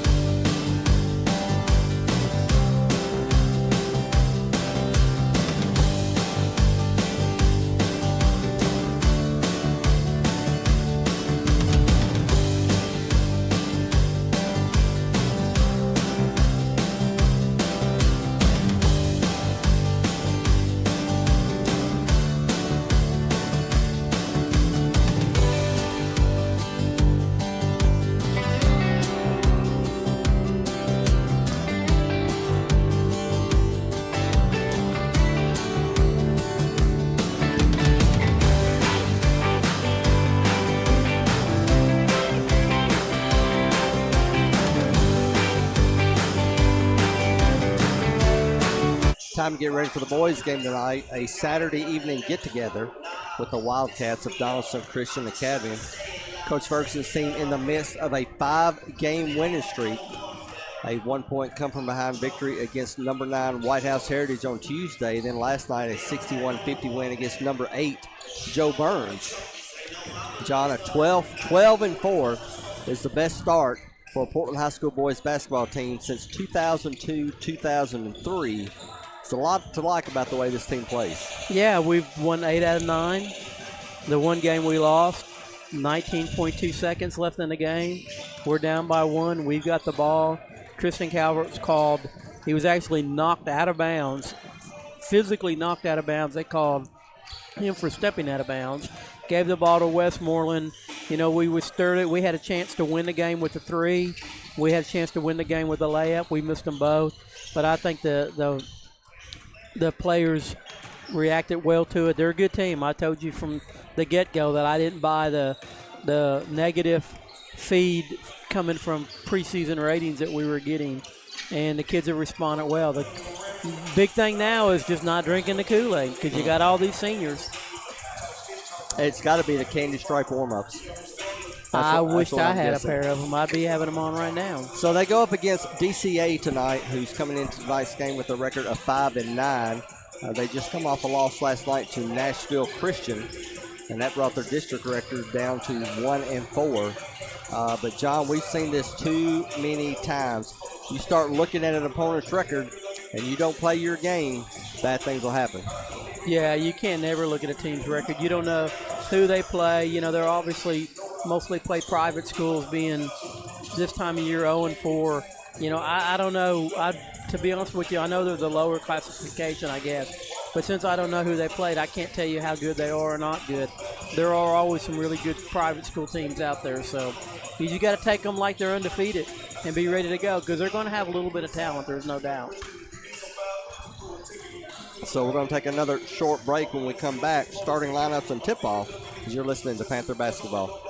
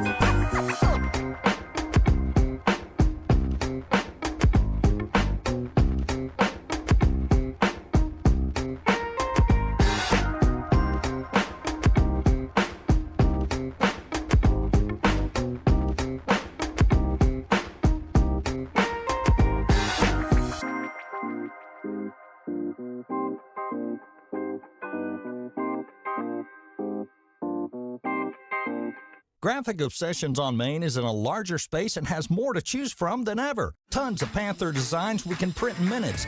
Tons of inventory you can grab right off the rack today. And the amazing new hat bar, where you can customize your own hat. See a design you love but not in your size? We'll print it in just minutes. So many unique gift items right in the store. With the holidays fast approaching, remember, shop early at Graphic Obsessions on Main in Portland. Smokey the Bear. Then you know why Smokey tells you when he sees you passing through. Remember, please be careful, it's the least that you can do. Don't play with matches, don't play with fire. After 80 years of learning his wildfire prevention tips, Smokey Bear lives within us all. Learn more at SmokeyBear.com. And remember, Only you can prevent wildfires. brought to you by the USDA Forest Service, your state forester, and the Ad Council.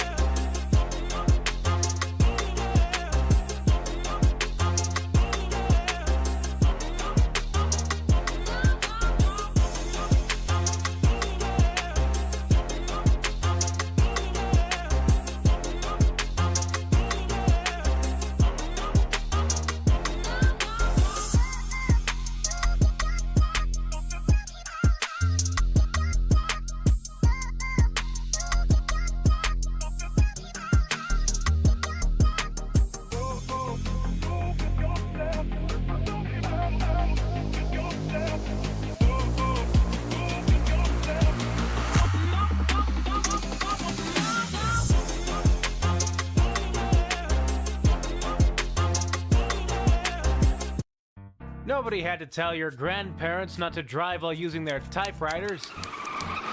Why should it be any different for us kids and our cell phones? Distracted driving was the cause of more than 3,000 deaths in 2022. Come on, we're smarter than this. Let's put down the phones and focus on the roads. Drive safe, everybody. Don't drive distracted. A message brought to you by the National Highway Traffic Safety Administration, Project Yellow Light, and the Ad Council. I'm Nate Honeycutt. I'm Quinte Tight. I'm Keelan Dalton. I'm Evan Brown. I'm Tristan Kelvin. This is Coach John Ferguson. It's time for Panther basketball.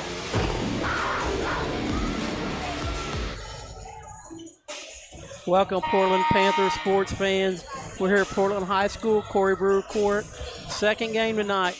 Portland High School boys, 11-4 record. Hopefully these stats are right on here. But I think 11-4. All I know is they've won 8 out of the last 9. It should be 9 in a row. They're playing DCA, a game that just got kind of put in the schedule here out of nowhere. Real interesting for me, I know Coach Matt Warren played, I think he graduated 99, 2000. I don't know his official title. He's helping coach. I'm anxious to see if he gets to sit on the bench or he's just sitting in the background. But he knows basketball. He's a very intense young man. If the players listen to him, he knows a lot about low post play. Of course, Coach Ferguson does too. So I don't know how much more you need in Coach Ferguson's low post experience. But he's a real intense guy. He likes to win. So I'm anxious to see how that works out. But thanks for listening to Portland Sports Network on YouTube. Make sure that, I don't care if you like us or not, but if you want to be nice, go ahead and like us. But the big thing is subscribe. The more subscribers we have, the more we know what's going on out in the community and you guys are getting in. That's the one thing that we were worried about when we moved off our old venue, was making sure everybody could get it. We're going to let the voice of the Panthers, who normally is doing his basketball role with me now, do the starting lineup. So here you go. Number 1, Dane Price. Number 4, Grayson Stroud. Number 5, Bryce Gold. Number 11, Blaine Jones. Number 14, Jaden Bartles. Head coach Alex Fain. Assistant coaches Simon Pearson and John Henley.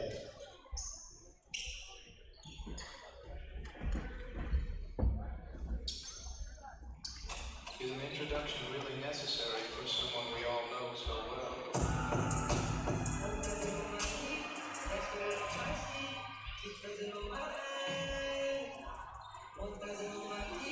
That's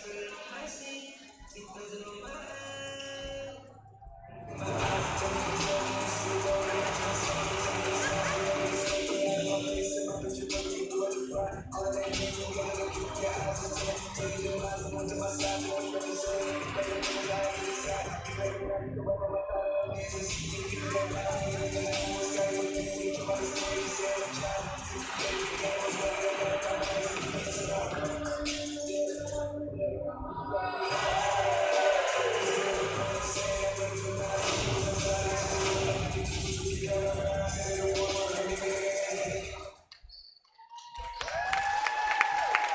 now, the starting lineup for your Portland Panthers. At number 0, Christian Howard. Number 3, Evan Ferguson. Number 4, Nate Honeycutt. Number 15, Quentin Totten. And number 23, Keelan Dalton. Head coach John Ferguson, assistant coaches Thomas Woodard and Alex Meadows. All right, we're back. Portland sports fans or non-fans, maybe grandparents, and you're just doing it because that's your duty as a grandparent to listen to the game. We're here at tip-off. Don't know the referee's name. I know the one cat I don't like from Gallatin, but that's okay. He didn't do too terribly bad in the girls' game. But since the voice of the Panthers is so slow, they should interrupt the game for him to get back up here, but they're not. I'm going to call the tip here. I'm not as good as Kyle, but I'll do the best I can.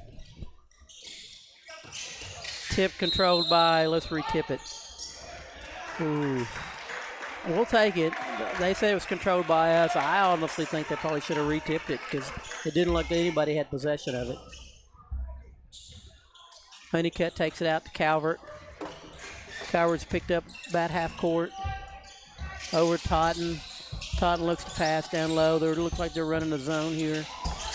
Honeycutt with the 18-footer off the rim. DCA bringing the ball up court. Handoff in the front court.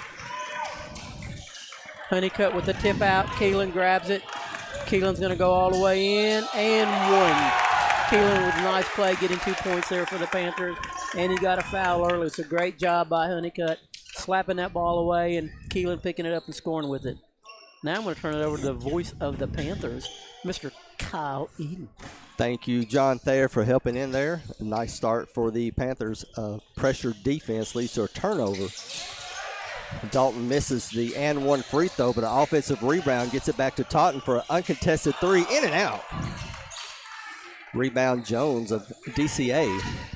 Panthers with a 2-point lead, under a minute gone here in the first quarter. Panthers wearing their home whites, purple trim, purple lettering. Steal by Dalton, and that was probably a good foul as Dalton had a breakaway to the other end. So the second team foul on DCA early on here in this first quarter. Panthers will inbounds. Calvert, Honeycutt, Totten, Dalton, and Ferguson. 4 seniors and a junior starting lineup for Coach Ferguson. Nice shoes there for Mr. Honeycutt. Lob down low to Dalton. He passes back out to Ferguson for the three. No good. 2 Panthers fight for the rebound. Calvert comes up with it, throws it away. And DCA have an opportunity to get on the board. Yeah, Tristan did a good job of getting the rebound. I think he should just went ahead and took it up. Got blocked, not got blocked, just go right straight up with it. Bartness over to Price in the corner, back out on top. Goad takes a screen, has an open shot at the free throw line, gives it up to Bartness over in the far corner. Turnover, Ferguson picks it up, 2 versus 2, and he'll take it himself, and he gets fouled on the shot. He'll go to the free throw line for 2. Nice aggressiveness by the junior. You know me, I love going downhill. Get you on the free throw line for some easy buckets, and it gets fouls on them. Hey, quick shout out to Shots by Lucas. He's the one who gives us the videos that we put up. We have to change the songs a little bit so we don't go to jail. But other than that, we're good to go. He does a fantastic job. Ferguson makes the first substitution for the Wildcats. as Bartness will take a seat. Second free throw goes in, 2 for 2. Evan Ferguson gives the Panthers a 4-0 lead right at the 6-minute mark here of the first quarter. Little weave for the Wildcats. Goad starts it up again, hands it off to Price. Price looks at Coach Fain. To his left, Calvert pushes him over to the right. Scragg with the basketball. Now Samari Watkins into the game for DCA. Gives it back up to Gold. Watkins guarded by Ferguson. Screen, open shot, midway jumper off the glass, no good. And the Panthers looking to extend this 4-point lead. Calvert into the lane, left-handed shot, it's good. That's a difference maker right there. Tristan, since his sophomore year, has gotten stronger and stronger, and he's just not scared. And he goes to the goal rim really hard there. I love it. So the Panthers up 6-0. 5 minutes to go here in the first quarter. DCA unable to make a basket yet in this game. Good defense by the Panthers. Price gets one off, and it goes in with a hand in the face. And we'll see, yes, they give him 3. So the first basket of the night for DCA comes from behind the arc, cuts the lead in half. It is now 6-3. Portland on top of DCA. 4.5 to go here in the first. Pass in the short porch to Dalton. He gives it up to Calvert. Calvert goes baseline, bounce pass out on front to Dalton. Totten for the 3, off the front of the rim, tipped out in front, but picked up by the Wildcats.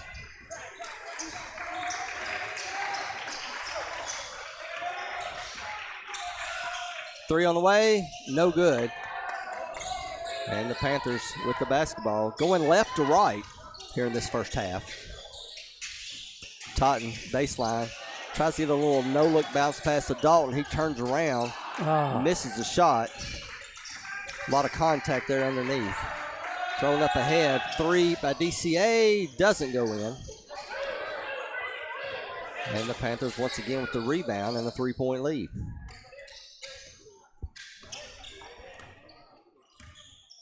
I like the way we're running the ball offensively. Let's just keep doing the same thing.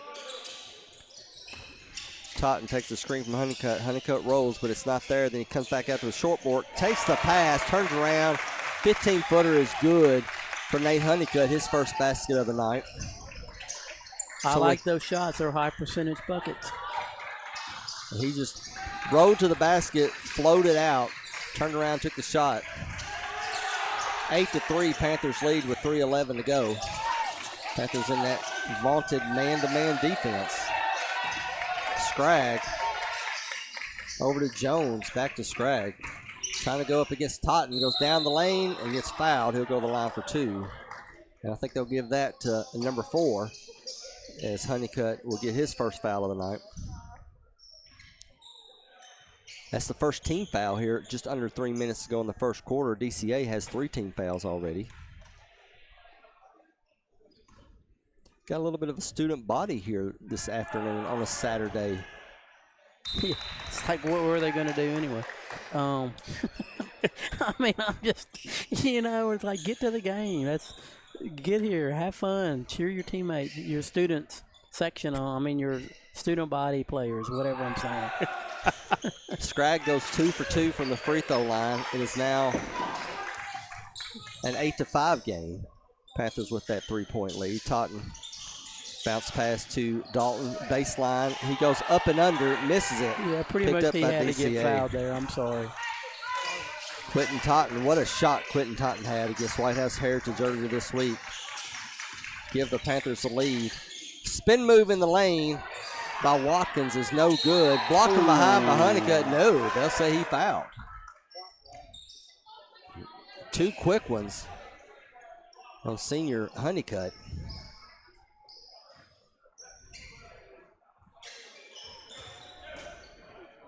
It's all about angles. Wyatt Gray at the free throw line for 2. Evan Brown will make his first appearance at the 2:31 mark. And Nick Honeycutt will take a seat with his 2 fouls as that first free throw goes in. Second one is missed. Brown will do the point guard duties on this possession off to the left. Gives it up to Totten. At the elbow is Calvert. He's harassed pretty badly, so he gives it up to Totten. One-handed pass over to Ferguson, fakes the 3, back to Totten, gives it to Dalton at the free throw line, back to Ferguson for 3. Off the mark, out of bounds. It'll go over to the Wildcats. Yeah, we don't need to give up on trying to feed the post. We just need to rotate it around. Kalen's a quick guy. Let's get it into there, too, and see what happens. DCA with the basketball. Gray picks it up across the timeline. 3 is missed. Rebound to Vartness. And he'll pick it back up to Scragg.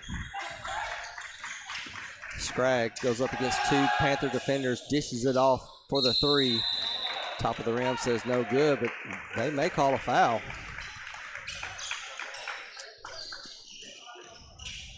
And they do. They call the foul on DCA. That'll go against Wyatt Gray on the rebound. 4th team foul for Donaldson Christian. First foul on Gray. Calvert gets met at half court. Over to Ferguson. Ferguson picks up the dribble, looks for Totten, gets it to him. Man-to-man defense, zone defense for DCA. And the Panthers being patient on this go-around with the basketball on offense with 1:15 to go here in the opening quarter. Offensive foul on the Panthers. I'll go against Quentin Totten as he moved a little bit on the screen. I'm just not so sure the screen he was giving was really trying to get anything towards the go. You know what I'm trying to say? He was just moving around. It was just a mesh pass play. Yeah, I agree with that. Gray to Watkins. Harkness out front. Shoots a 3, misses. And the Panthers with the rebound. 3-point lead. Not a lot of scoring in the past 3 minutes. Under a minute to go here in the first quarter. Calvert takes a screen from Dalton, drives down the lane. Too many trees, and they're going to call traveling.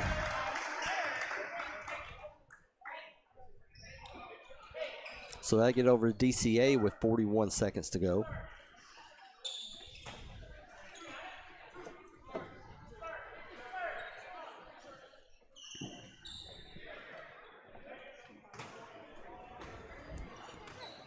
John, at your job, are you forced to tuck in your jersey?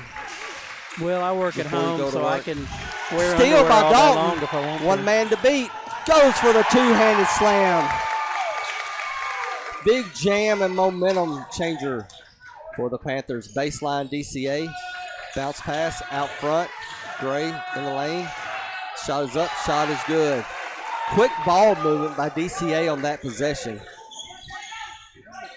10-7 Panthers lead. Under 10 seconds to go. Brown to Calvert. 6 seconds. And Calvert gets fouled driving to the basket. Portland now in the bonus, so Tristan will go to the free throw line. I love it. It's a tough job. He's grown up a lot in the last 3 years at that position. And I'm tough at that position. I don't hand out compliments very easy there. But Tristan's really gotten stronger and more physical. Makes the first one. 4 of the 5 starters for this Panther basketball team are shooting 2 out of 3 from the free throw line for the season.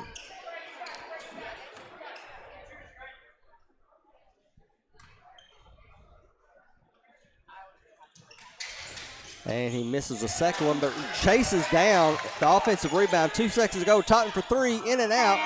And buzzer sounds, not a chance to get another shot off. At the end of 1, it's Portland 11, Donaldson Christian Academy 7. You're listening to Panther Basketball. 2 guys drove to work. Neither guy wore a seatbelt. One guy got a ticket. One guy didn't. The same 2 guys drove home. One guy wore his seatbelt. One guy didn't. One guy made it home. The guy not wearing his seatbelt didn't. Don't risk it. Click it or ticket. Paid for by NHTSA. Getting ready for the start of the second quarter, where Portland leads 11-7. It got kind of quiet on both ends of the court there for about the middle 3 minutes of that quarter. But the Panthers able to kind of stir things up thanks to the breakaway slam dunk by Keelan Dalton. Dalton leading that first quarter with 4 points. Calvert had 3. Yeah, their zone defense is messing with us a little bit. I think the big thing is we're not afraid to go downhill, and that's what's going to work for us all year long. The threes will come and go, but going downhill, getting them some fouls is going to be big. Honeycutt will stay on the bench for this second quarter. Evan Brown will be on the floor with Calvert, Ferguson, Dalton, and Totten will take a seat to begin the second quarter as Elijah Sidnor comes in for him. DCA will have the basketball to start. Over to Scragg. Scragg tries to give a no-look pass over to Gray. Misses a shot. Ball is loose. Picked up by Calvert. Calvert streaks across the other side of the court. A little short jumper is no good. Chased down by Brown. And Brown will stop at straight ahead, shoot the three, rolls in and out. That was a good open shot. Just wouldn't fall for Evan Brown.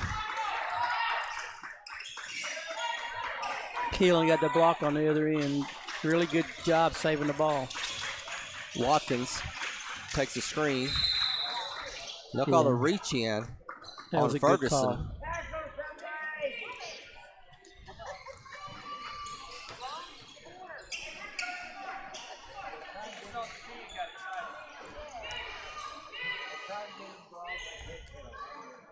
Dane Price will lead the score for DCA with 3 points as DCA will inbounds from the baseline.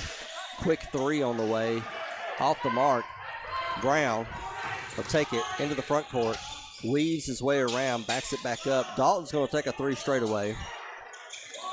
Doesn't make it.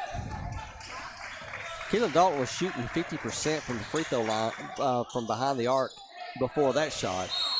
Small sample size, 3 of 6. Yeah.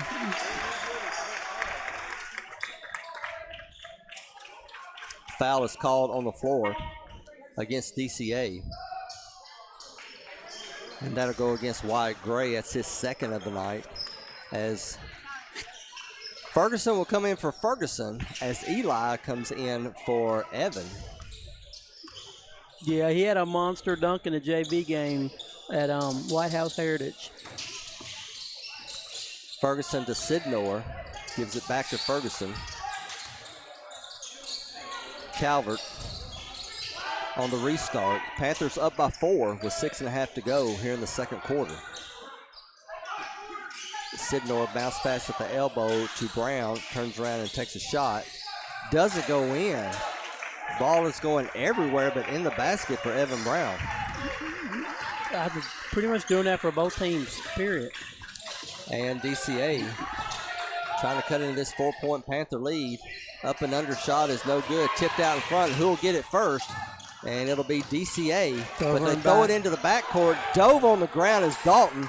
Passes it up head to Brown. Brown's going to take some contact and makes the shot. That should have been an and one. I'm sorry. Blaine Jones has Evan Brown giving up at least 6 inches. No fear. Takes a shot and makes it. Floater in the lane is no good. Picked up by the Panthers. Panthers with a 6-point lead, 13-7. That was the first basket of the second quarter for either team. 5.5 to go here in the first half. Lob to Ferguson at the free throw line. Backs it up. Picks up his dribble. Finds Dalton in the corner. Dalton decides to go towards the lane. Nice scoop-handed layup for Keelan Dalton. And a timeout is called by DCA. That's a full timeout. Panthers have gotten an 8-point lead, up 15-7 with 5:08 to go. You're listening to Panther Basketball.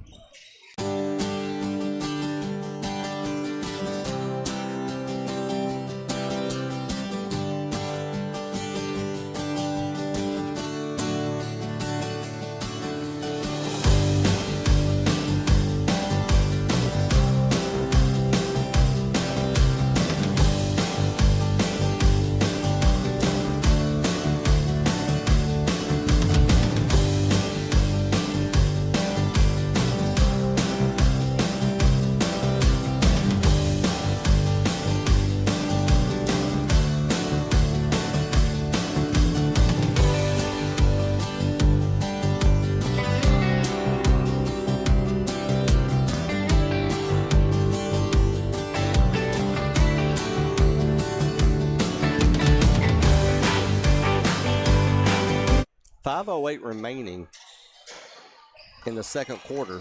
Portland 15, Donaldson Christian 7.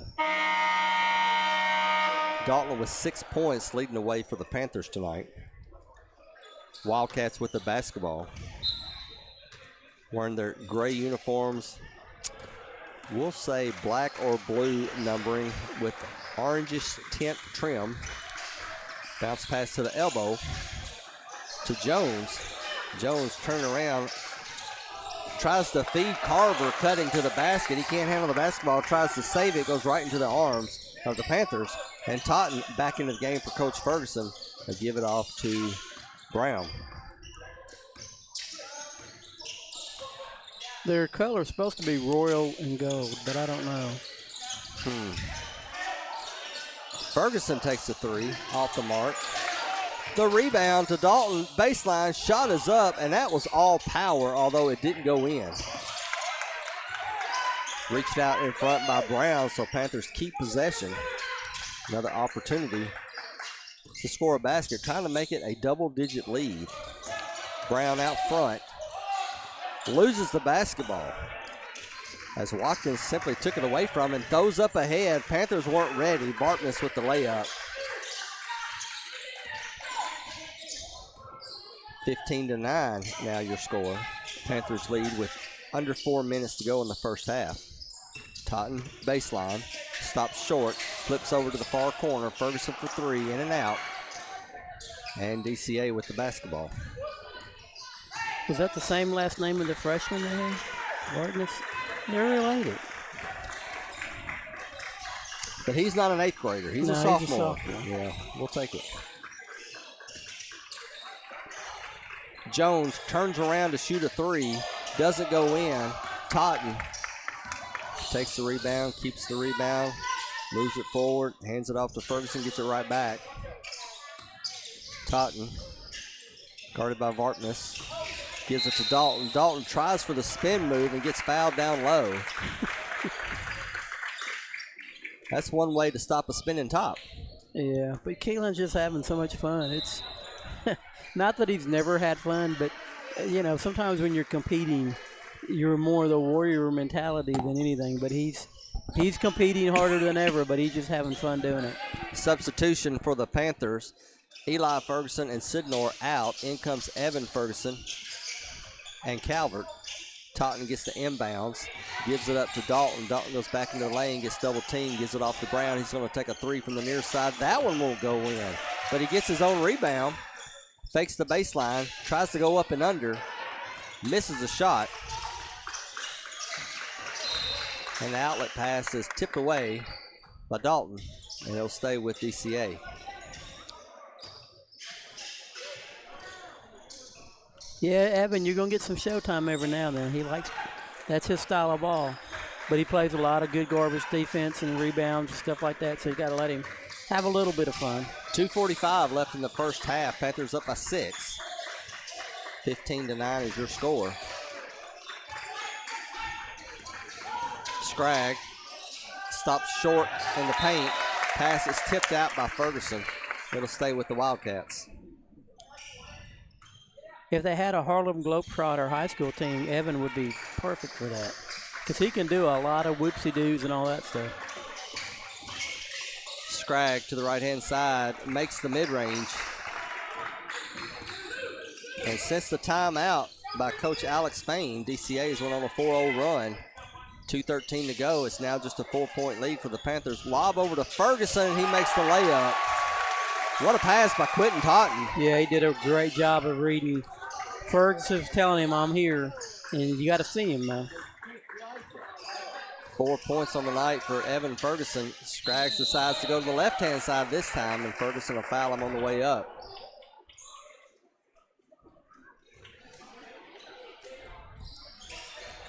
Two shots for Scragg.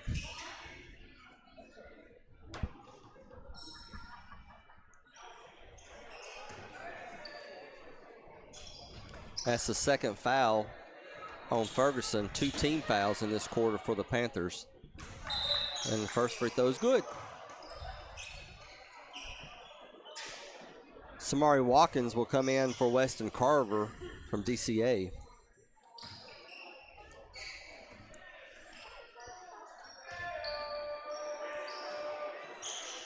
2 for 2 from the free throw line.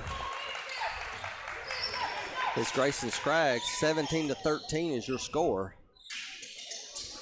Lob up ahead to Brown.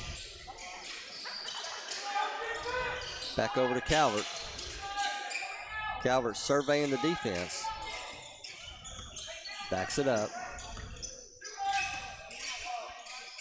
Decides to dribble over to the right-hand side. Gives it over to Brown. Back to Calvert. Uncontested three. Goes in. Tristan Calvert with the bucket. He has 6 points on the night. And the Panthers are up by 7, 20-13. Down the lane goes Watkins. And he gets fouled.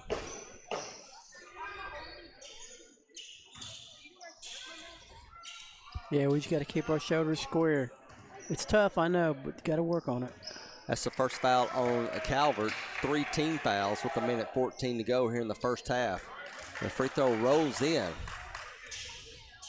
Free throws by DCA kind of keeping them in this basketball game. Yeah, but you're right. As he makes both. 1:12 to go. Panthers 5-point lead. Calvert flips it over to Brown. Brown looking for Totten. Goes over to Calvert. He tries another three. Bottom. Calvert 2 for 2 from behind the arc in the last 2 possessions, and the Panthers have an 8-point lead. Clock ticks under a minute. Watkins left, then right. Passes out up front to Gold. Gold gets cut off by Ferguson. Back over to Watkins. 3 on the way by Vartness, and it's good. Jaden Vartness, 5 points on the night.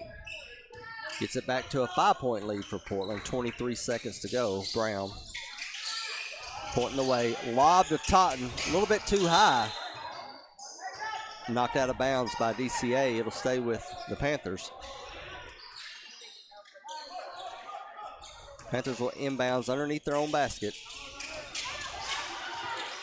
Calvert comes loose on the inbounds but misses that three. High in the air goes Bartness for the rebound. 10 seconds remaining. 7 seconds remaining. Gives it up to Scragg. 3 seconds. Scragg's going to take one at the buzzer. No good, although it dribbled off the rim. Almost went in. That would have been a huge momentum shift for DCA. Doesn't happen, though. Halftime, Portland 23, Donaldson Christian Academy 18. You're listening to Panther Basketball here on the Portland Sports Network. Graphic Obsessions on Main is in a larger space and has more to choose from than ever. Tons of Panther designs we can print in minutes. Tons of inventory you can grab right off the rack today. And the amazing new hat bar, where you can customize your own hat. See a design you love but not in your size? We'll print it in just minutes. So many unique gift items right in the store. With the holidays fast approaching, remember, shop early at Graphic Obsessions on Main in Portland. Nobody had to tell your grandparents not to drive while using their typewriters. Why should it be any different for us kids and our cell phones? Distracted driving was the cause of more than 3,000 deaths in 2022. Come on, we're smarter than this. Let's put down the phones and focus on the roads. Drive safe, everybody. Don't drive distracted. A message brought to you by the National Highway Traffic Safety Administration, Project Yellow Light, and the Ad Council.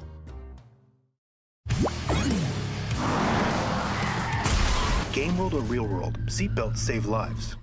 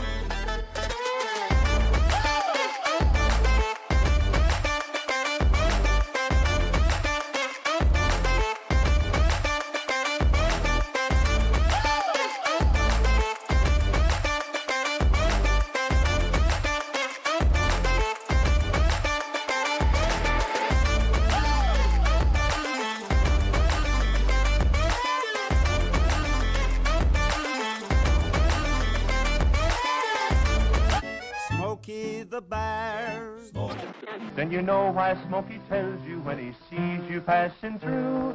Remember, please be careful, it's the least that you can do. What you desire, don't play with matches, don't play with fire. After 80 years of learning his wildfire prevention tips, Smokey Bear lives within us all. Learn more at SmokeyBear.com, and remember, Only you can prevent wildfires. brought to you by the USDA Forest Service, your state forester, and the Ad Council. Halftime, Panthers lead 23-18. A quick first half. Panthers took the lead early and have held it ever since. A 7-point advantage is the most that they've had so far here in the first half.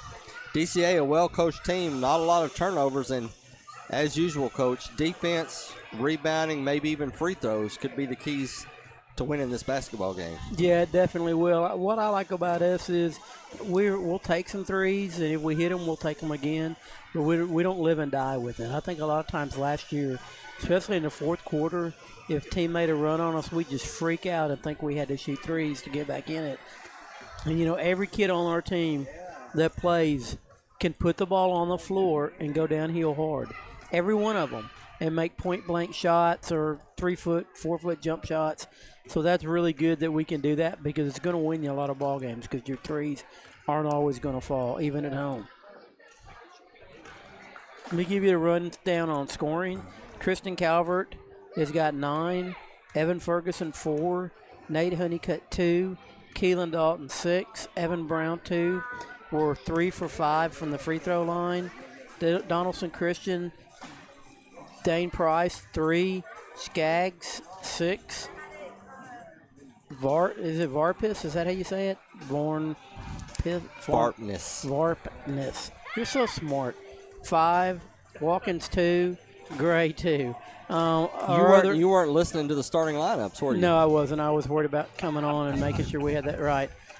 Rebounds, Calvert 2, Brown 5, Ferguson 1, Honeycutt 1, Totten 3, Dalton 1, steals, Ferguson 1, Dalton with 4, assists, Calvert 1, Brown 2, Totten 1, Dalton 1, and we had 5 total turnovers, 2 in the first quarter, 3 in the second quarter. So that turnover is not anything to lose any sleep about there for sure. I like the way the Panthers are playing in the first half. They're playing their style of basketball. DCA, a team that, you know, we had said earlier this was kind of a throw-in game. It was kind of scheduled about a week and a half ago, if not less. So not a lot of time to prepare or look ahead. So you're basically just meeting a team out of the blue, kind of like going to these Christmas tournaments and things and just saying, hey, let's see what we can do. I think the Panthers have done well. It's back-to-back nights. They traveled last night all the way to the beautiful Joe Burns, and then tonight they spun it around earlier time, which is good because when they're done here, they can go hang out at Sonic or go eat at the Mexican restaurant or something. Hang out at the Sonic. Yeah, is that what they do now? They still do that. I didn't know that. Yes, it's the Sonic is the place, and they go eat the Mexican restaurant, the one down there by Papa John's. So yeah, that's what kids still do. The only bad thing is we don't have Officer Rippy anymore, for making sure everybody's doing the right thing and, you know, telling you no, I'm not going to tell your dad, but texting it at the same time he's saying that. But he wasn't lying. He was just doing his job. But, you know, I know this ain't about anything but basketball, but I think of him fondly because I know there was many times that my son and a lot of other sons, probably all sons act crazy sometimes.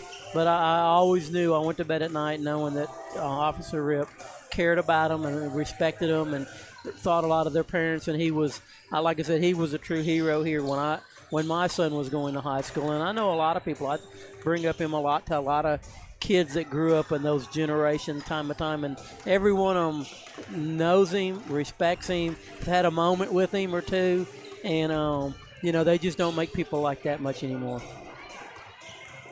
With that, we're going to take a little short break as teams have come back out on the court to finish up their halftime warm-ups. We'll be right back with second half action. You're listening to Panther Basketball.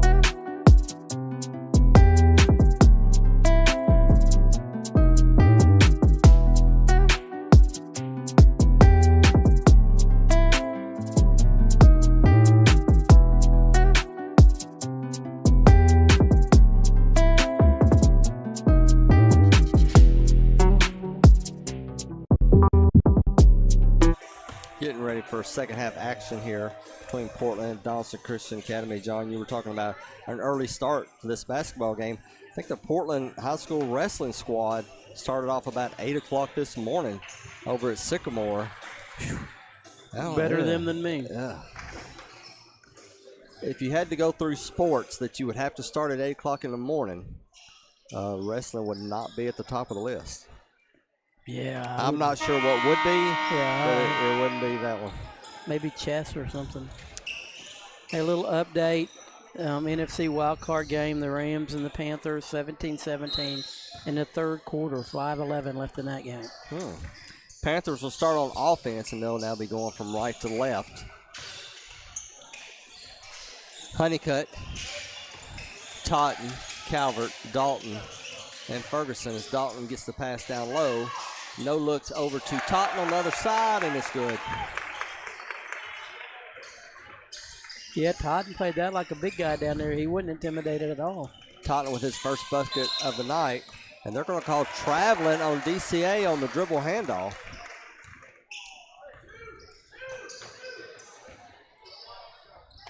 So a turnover to give the ball back to the Panthers with a 7-point lead early on in the third quarter. Calvert with the basketball, going up against Price. Calvert leading scorer for the Panthers.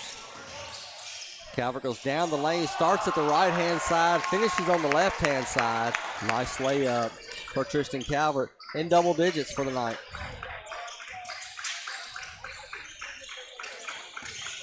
DCA backs up, doesn't take the three, gives it off to Fartness. Fartness's pass gets stolen by Ferguson. He shields his defender, goes the length of the floor, and gets the layup.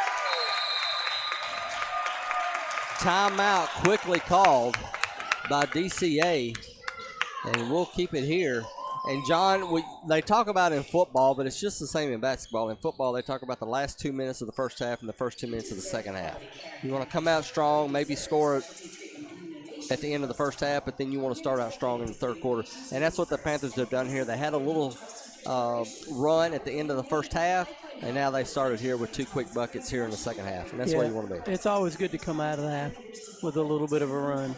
Too many times we've seen, we've always had that third quarter sludge is what I would call it, where they come out and it seems like it takes them 4 minutes to actually get going again. And we've seen them with big leads kind of lose it there in the third quarter before they get back on track. But they came out with it just like they hadn't even taken a halftime break. They came out just right where they left off in the second quarter. And both buckets were layups. So that's key too, because a lot of times those sludgy moments come when you're trying to shoot three-point shots. So it was good they attacked the rim hard and got some good buckets. And people call them easy buckets. They're not easy buckets. There's a lot of physicality that goes on nowadays when you're going to the hoe. The game of basketball has changed a lot since the 50s and 60s, and there's a lot of bumping going on around the goals. So DCA with the basketball trying to cut into this 11-point Panther lead as Portland is up 29-18.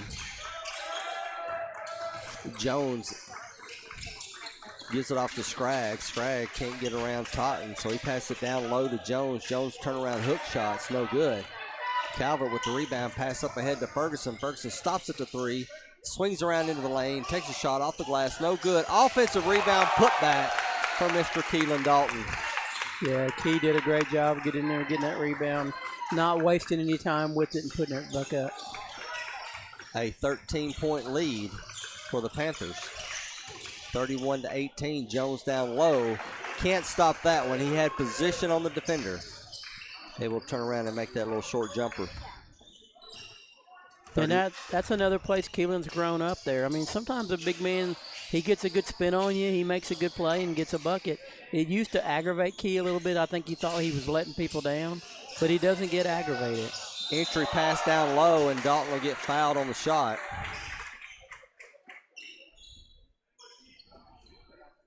You know what I mean? Sometimes you do everything that you can do, and they still score, and you can't put it on yourself that you did anything wrong. That's the third foul on Price.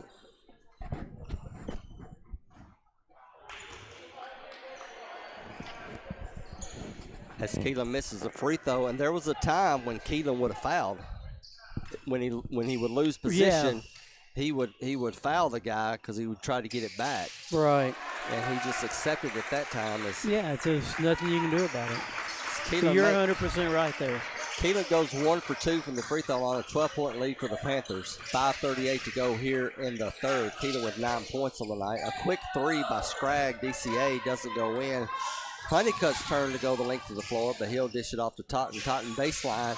Tries to go into the paint, picked off by DCA. Jones is going to dribble it up himself. Gives it over to Bartness in the corner, and the three is good. Panthers didn't recover. And Bartness was left with an open three. And now it's back to single digits, a 9-point lead for the Panthers. Calvert on the offense as DCA has went man-to-man this quarter. Totten into the lane. Hands it off to Dalton. Dalton goes from the left-hand side to the right-hand side and makes the layup. Keelan Dalton now in double digits in points on the night. And the Panthers are back up by 11. Pass to the elbow. Jones looking for someone to help. Finally, Scragg comes and gets it. Tries to go baseline. Picks it up. Back to Jones. Jones will take a three. Off the mark. Skying from the free throw line is Honeycutt. Passes it off to Calvert. Back to Honeycutt. Honeycutt loses it. Able to retrieve it. And we'll start all over again. 4:15 to go here in the third quarter.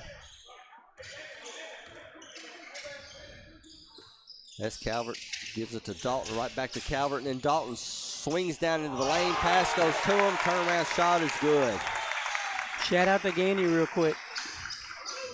Hope you're having a good evening. As Keelan Dalton drank some of the Gorchek Moot juice at halftime, and he's come out on fire here in the second half. Dalton with the rebound off the missed shot. A DCA, Calvert drives down the lane, fakes, ups, shoots. Defensive foul on DCA will send Tristan Calvert to the free throw line. Dalton has 13 points now for the game. Yeah, we're wearing their big guy out just by the way. Key doing his thing to him down low, and then our other guards penetrating in. He's working hard out there. Calvert shooting 67% from the line this season, and he'll get 2 right here. That one rolls out. Wyatt Gray, Samari Watkins comes in for DCA. Yeah, their big guy's got 3 fouls too. Dame Price will sit out.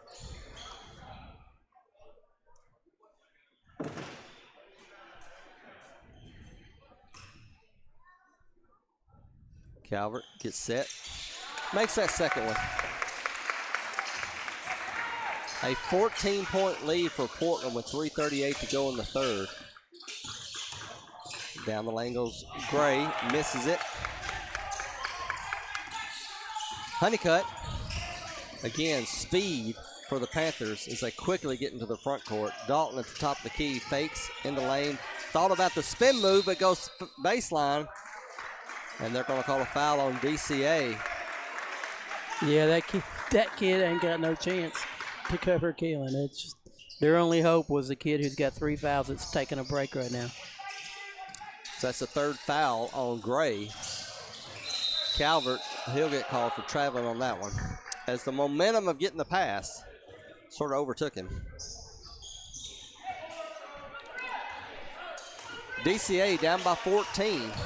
Watkins in the front court. Hands it off to Bartness.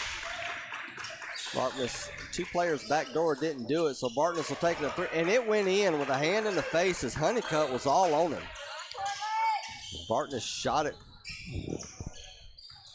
anyway. Now down to 11-point lead. Panthers up 37-26. 2:48 to go in the third. Somebody's got to come get the ball. Thank you. Totten helps out. Calvert back to Totten. Honeycutt playing around in that free throw line area. 3 by Ferguson is good from the far corner. Evan Ferguson puts it back up to 14. Watkins down the lane. Tries to get around Dalton. Dalton affected that shot. picked up by Totten. Up ahead to Honeycutt, tries to touch pass it to Ferguson. Ball is loose, saved by DCA. And Bartness will make his way, and he'll try to go the length of the court. He does, and will they count the basket? Where's the foul, though, is what I'm wondering. And they will. They'll say it was during the act of shooting. Who on? And they'll give a foul to Totten. Yeah, that was bizarre. I'd have to look at that again. Second foul on Quentin Totten. Made basket, and a chance for an old-fashioned three for the Wildcats as Vartness goes to the free throw line. And he makes it. 40-29 is your score. Clock hitting 2-minute mark of the third quarter. Keelan and Totten were both saying it was on you, and no, it was on you. And Keelan finally said they called it on you, and I didn't foul anybody. Bounce pass to Honeycutt. Turn around, 8-footer is good. No dribble, no nothing. Honeycutt took it, turned around, and shot it. 42-29, Panthers lead. Gray at the elbow, picked up his dribble. Now gets it off to Scraggs. Scraggs goes down the lane, tries to go up and under, no good. Putbacks is missed, tipped out in front. Honeycutt picks it up. Totten is trailing. The Honeycutt goes around his defender, misses a shot. Chased down by Totten. Totten goes baseline, bounce pass to Dalton. Two-handed slam underneath the basket. See, this is the stuff I've seen from last year, little sparks of it that I just couldn't believe that anybody thought this couldn't be a special team. 15-point lead for the Panthers, under a minute to go in the third. Three by Bartness is good. Bartness gets a three. Cuts it to 12. 40 seconds to go. Calvert looking over to Coach Ferguson, and he'll flip it to Honeycutt. Panthers content to wait for the last shot. 27 seconds to go. DCA back in their zone defense, are not coming out to defend. Totten. Now DCA comes out. Honeycutt, 12 seconds to go to Totten. Over to Ferguson, 9 seconds remaining. You got to get it up enough time to get a rebound if we miss. Honeycutt in the corner. Calvert takes one with 4 seconds to go. No good. Rebound is tipped out. Not enough time for DCA to do anything with it. At the end of 3, it's Portland 44, Donaldson Christian Academy 32. We'll be right back for the last 8 minutes of Panther basketball.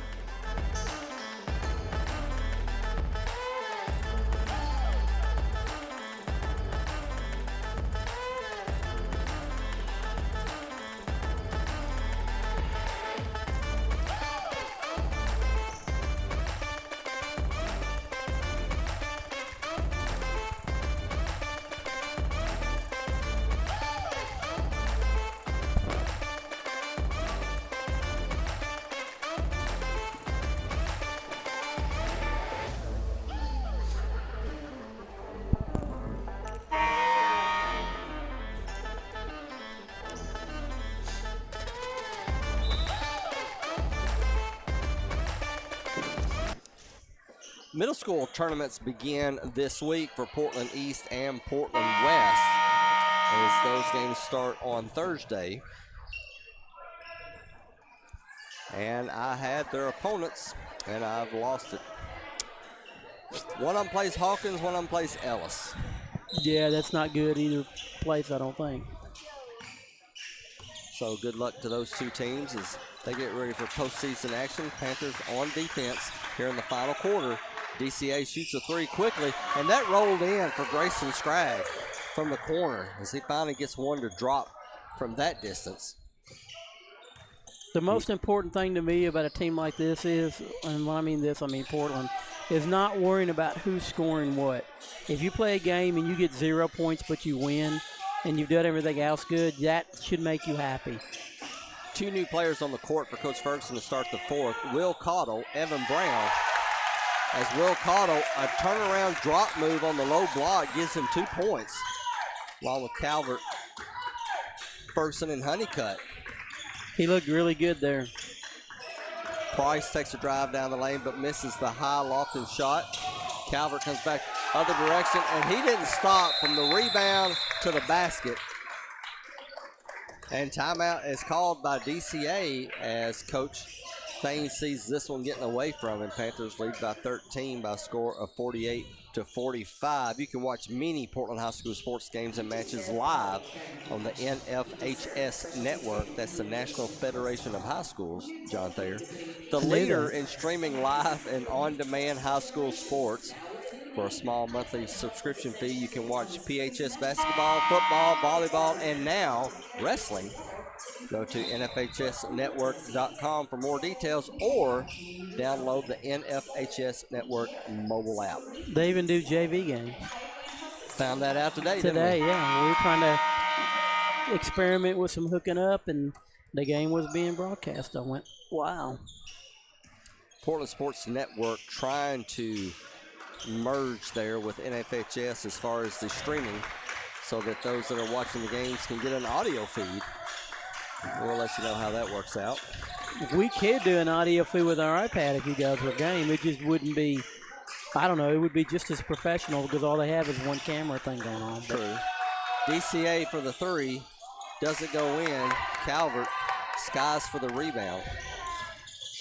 I like to see Cottle get some playing time because he's going to be real important down the stretch.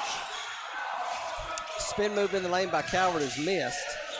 And Calvert is limping and holding his left knee. Play continues as Brown bounce pass down low to Cottle. DCA comes around, picks off the pass by Gray. Scraggs gets it stolen from behind. Ball is loose, picked up by Vartness. Now a 3. Doesn't go in. DCA almost made a basket out of a lot of chaos. A lot of discombobulation. Now Calvert seems to be okay. Throws it up to Cottle at the top of the key. Cottle will hand it off to Brown. Honeycutt gets started. Pass over to Ferguson as Price meets him. Gives it over to Calvert. Down the lane goes Honeycutt. Receives the pass from Calvert. Turns around and makes the layup. Got position in front of his defender. 3 quickly by DCA is missed. Ferguson with the rebound. 6 points on the night for Nate Honeycutt, by the way. Ferguson thought he was going to take the 30-footer. Tries to lob it down low. Not enough air, but Honeycutt gets the deflection, turns around and makes one from in the paint. Honeycutt with 2 quick baskets. Panthers now lead by 17, 52-35. 5 minutes to go here in the fourth quarter.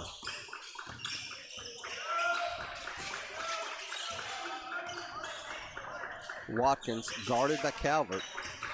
Takes a screen from Gray, picks up his dribble though, gives it off to Price for a 3.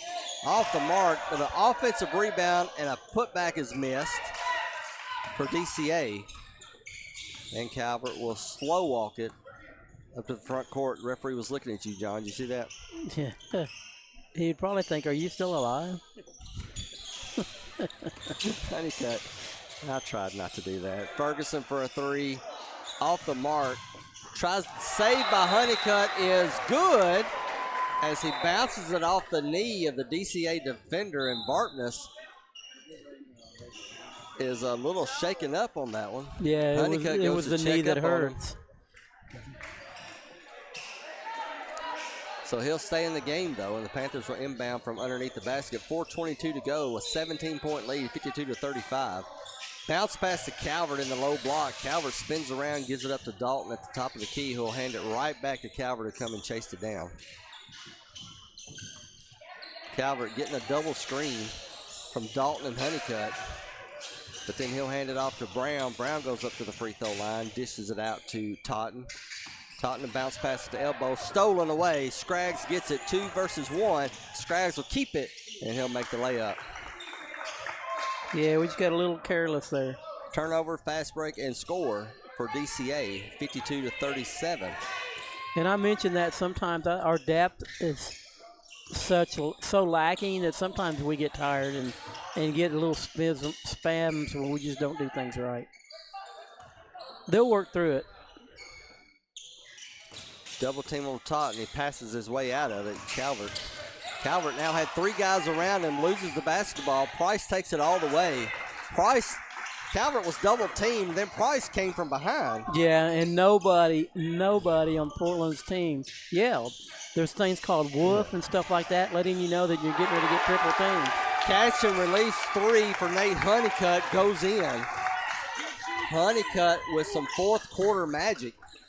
55-39 now is your score. Panthers lead. Price tries to double pump down the lane. Doesn't get it. Honeycutt with 11 points on the night. Dalton with 15. Calvert with 14. Shot is missed by Honeycutt. DCA other direction.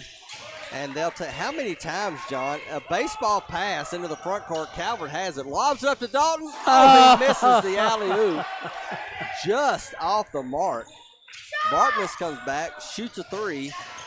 It's playground basketball now as Watkins gets the long rebound. Then he takes a 3 and misses it. Honeycutt gets it. He's grabbed his shirt. Brown. That was pass interference. Fakes the pass, goes down the lane, loses the basketball. It'll go to DCA. Coach Ferguson says the reason he lost the basketball is because someone grabbed his arm and he couldn't raise it up. How many times tonight have we seen a person get a rebound and literally dribble the length of the floor for a layup on the other end? Yeah, and multiple. I mean, double digits maybe. For us, that's what we're good at. Both sides, though. Yeah, that's the only thing I've been kind of disappointed in later in the game. Them breaking us down defensively. We're not moving our feet. DCA down by 14. It's 2:07 to go. The shot missed, but a putback slam by Blaine Jones as he slammed the tip off the basket. That was kind of impressive. Yeah, he deserves that. We've been running him ragged, trying to defend everybody double post. Honeycutt at the elbow, gives it to Dalton. Dalton goes baseline, takes a couple of dribbles, gets it blocked from behind. DCA picks it up. Jones won that battle. Bartness has taken another 3, and that one goes in. All of a sudden, it's single digits with 1.5 minutes to go. Evan Ferguson at the scorer's table waiting to come in. Calvert. Dalton asking for the alley-oop from 50 feet away. Brown slings it over to Totten. Panthers are going to play keep away. No team fouls for either team here in this fourth quarter, so if it's free throws is going to matter, DCA has to start now, and they're not trying very hard. Tic-tac-toe. Honeycutt, Dalton to Calvert for the layup. Now back to 11-point lead as DCA with the basketball.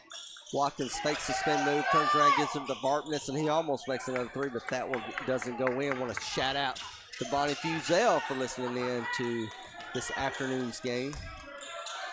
Appreciate all those that have found a way to log in, trying to get the word out. The new concept of listening streaming radio. Totten with the basketball. 27 seconds to go. Portland leads 57-46. And DCA is going to wave the white flag as Brown over to Honeycutt as the Panthers just throw it around for the last 16 seconds. Ferguson says get it out on top and then go from there. And they're counting to 5. And finally, they back off with 2 seconds to go. 1. Buzzer sounds. That's the end of the ball game. And your Portland Panthers come out with a victory, 57-46 over DCA.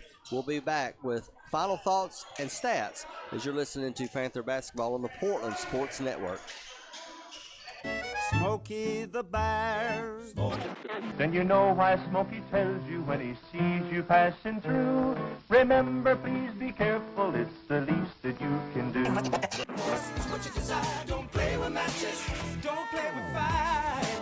After 80 years of learning his wildfire prevention tips, Smokey Bear lives within us all. Learn more at SmokeyBear.com. And remember, only you can prevent wildfires. Brought to you by the USDA Forest Service, your state forester, and the Ad Council. 2 guys drove to work. Neither guy wore a seatbelt. One guy got a ticket. One guy didn't. The same two guys drove home. One guy wore his seatbelt.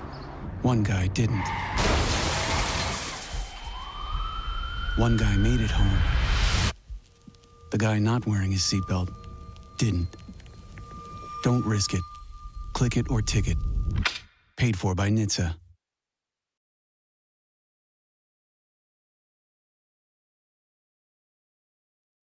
Nobody had to tell your grandparents not to drive while using their typewriters. Why should it be any different for us kids and our cell phones? Distracted driving was the cause of more than 3,000 deaths in 2022. Come on, we're smarter than this. Let's put down the phones and focus on the roads. Drive safe, everybody. Don't drive distracted. A message brought to you by the National Highway Traffic Safety Administration, Project Yellow Light, and the Ad Council. Driving down the road or on a curvy lane, when you had too much to drink and can't spell your own name, you should have made a plan to get yourself home safe, but you chose to drive home instead and you should be ashamed. Oh no, no, no, why'd you go thinking you should drive? Could have called a friend or cab to get you home tonight. Keep the holidays happy, Tennessee. Booze it and lose it. Brought to you by the Tennessee Highway Safety Office, a division of the Tennessee Department of Safety and Homeland Security. Portland goes 2-0 tonight against Donaldson Christian Academy as the girls come away with a 46-37 win earlier. Panthers with a victory against Donaldson Christian Academy tonight. A good game by the Panthers. You always worry sometimes. It's Saturday. And like you said, they played last night. Kind of short notice. You know, are you going to come in here and say, well, it's not really a district game. It's not going to matter to the, you know, as far as the future of everything. But, hey, I feel like they came in. They were energized from the get-go. They didn't look like they were fatigued or anything like that. No jet lag going on from the road game. Played good basketball tonight and came out with a win. And DCA, I realize what the record is and everything, but, I mean, you could tell DCA is a pretty good basketball team. Yeah, they're a well-coached team. They just right. couldn't get balls to go into the basket. Yeah, I like the way we played. I like the way we've been playing all year long. That makes us, 9 out of 10 with one robbery. So that's a pretty good deal there. And I just like the way we play. Last year, we shot ourselves out of games we were in by staying with the three-point shot. And they're finally growing up and learning, you know, sure, three-point shots are fun, and they all can hit them. But you're going to lose with them just as much as you're going to win with them. I like us going downhill, and like I've said all year long, it's a broken record. We got some really good athletes that can all handle the ball. So that's why I like going hard, running, getting downhill, going to the bucket. It puts fouls on them. We wore their inside guy out, and it wasn't just Keelan. He was bouncing left and right trying to stop all of our penetration. He was wore out by the way we play basketball. And that's what I like. The thing we're going to have to try to work on is, and Coach Ferguson can just bring it up, we need to make sure they're hydrating and doing the eating because we're not deep. And we're gonna have to play a lot of minutes. It is what it is. That's the team we've got. I like Cottle. He came in tonight, looked good. Got him a shot inside early, but he made it, and it was a good inside shot. Because, I mean, the bottom line is, and I'm not picking on him, but he's one of our post guys. And, you know, we're going to need him because there's going to be a game that Key gets a couple cheap shots or fouls called on him or somebody and he's going to have to come in and play. You'll see in tournament time, there'll be one game that he's going to win it or lose it for us just because. And not by scoring a lot of points. Not the points. But are insignificant. Right. Yeah, it's his defense, blocking out, and defending time. the post, yeah. yes. And he's an important part of what's going on this team, major, and I hope to see his points, his game time pick up and get more and more game because it's going to be important. And think about put Keelan over at 4 sometimes and letting Will play 5. Yeah. Keelan, like I said, our 5 starters can play all over the place. They're all good ball handlers, some better than others. That's the way it is. But they're all very athletic kids. They all can pass. They all can. This is a good team. And I'm sure, well, you kind of saw it tonight.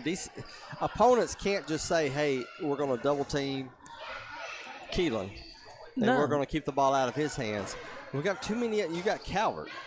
They can you got drive everybody. to the lane. Yeah. You got Honeycutt, who got hot there in the fourth and quarter. he can drive to the lane. Anybody can get hot at any time. Right, and they all can hit threes. I mean, Keelan can hit threes. I'd rather him not take 5 or 6 threes a game, but Calvert can bury threes. Ferguson can bury threes. Honeycutt can bury threes.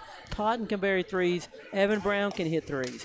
But they all will go to the hole too, and that's what's so hard on a team is we're getting those fouls. Those fouls add up. And we're getting easy, and sometimes we don't make the bucket. We're at the free throw line. Take care of business there, hit your free throws, But we've got a good dynamic of a team. The key is they're just going to, they got to listen to Coach Ferg. They can't read the newspaper and get complacent. Every win they get needs to make them play even harder. You know what I mean? Work even harder in practice. It needs to make them hungrier because they got a chance. I haven't seen all our district teams. We're going to find out here in the next couple of weeks. But I'll be hard-pressed to think that we can beat any of them. Yeah, on any given night. Final stats. Tristan Calvert finished with 16. Evan Ferguson with 9. Nate Honeycutt caught on fire late with 11. Quentin Totten only had 2. Last game, he lit it up. Won it with the three-pointer late. Tonight he had 2. But he didn't care. That's what I would like to know. I'd like to be a fly on the wall tonight at home talking to parents. I know his parents. Winning is first. Right. And then all that other stuff will come and go. Yeah. And I don't know Quentin. Yeah. Right, the game just didn't flow to him, but he did everything else right. He did everything else he needed turnovers, to do. Right. He didn't commit silly fouls. No, he did everything that you absolutely need to do to be a complete basketball player, and that's what's so important. Like Honeycutt. Honeycutt had 2 points in the first half. Now, I know he likes to score. Last year against Macon County, he scored zillions of points. Yep. But the key is you got such a good team, and we're such a good nucleus, you just can't worry about that kind of stuff, who's scoring. Just worry about winning. And all play defense hard because Coach Ferguson ain't going to let you play if you don't play defense, period. He's a defense guy. That's how you got to win, and they just can't worry about it. They just want to win, and they look like they do. They look like Totten and Keelan, they're talking to each other. The only negative I've seen tonight is when Calvert got triple teamed down here in a tie-up. I didn't hear anybody scream. Of course, I got a headset on, but you can hear a lot of noise from the court. I didn't hear anybody holler woof or anything to kind of let him know that you're fixing to get triple teamed. And you got to talk to each other on the floor like that. But throughout the game, they tease each other. Keelan and Totten were going back and forth about who committed the foul. Yeah. And that stuff's important. You think, who cares? They're talking. They're communicating, having conversations during basketball games, and that's huge for teammates. Panthers improved their record, to listen to this, John, 13-4 going into district play. Next Tuesday, they'll travel to Liberty Creek High School, and that'll be our first district game of the season. We'll see real quick where we stand as Liberty Creek, one of those that's slated to be a powerhouse in District 10 AAA this year. But we'll find out quickly. I'm looking forward to the game. Let me give you the other stats real quick. Calvert on rebounds had 4. Evan Brown 6. Think about that kind of stuff, unselfish play. Calvert is point guard a lot of times, runs 4 rebounds. Evan Brown 6 rebounds. Evan Ferguson 2 rebounds. Honeycutt 5 rebounds. Quentin Taunton 4 rebounds. Keelan 4 rebounds. Everybody's getting after. Cottle got 3 in a few minutes that he got. Everybody will get in there and rebound. And the kind of offense that Coach Ferguson runs a lot of times, your point guards are the guys a lot of times defensively is going to get a lot of rebounds. Steals, Ferguson with 2. Dalton with 4. Block shots, Dalton with 2. Assists, Calvert 4. Brown with 2. Taunton with 6. Dalton with 3. 9 turnovers is all we had for the whole game. That's not bad. You'll take that every night. Yeah, especially the way we push the ball. Oh, yeah, because we're running up and down the court. Yeah, when you push the ball, you're going to tend to have turnovers more, and we didn't. And I love this team. Like I said, coming in, it's a broken record. I was shocked when somebody told me we were preseason 5. I couldn't believe it. I was having really high hopes for the way we were going to be this year. And at this point, unless something goes haywire and they start drinking the wrong Kool-Aid, they got a chance to have a good team and win a district tournament possibly. I agree. So I'm excited for Tuesday night's game, so we'll be ready for that one. Yep. We will be broadcasting that game. Girls game tip-off starts at 6 o'clock p.m., so tune in for that. For Miguel Amadeus and John Thayer, I'm Kyle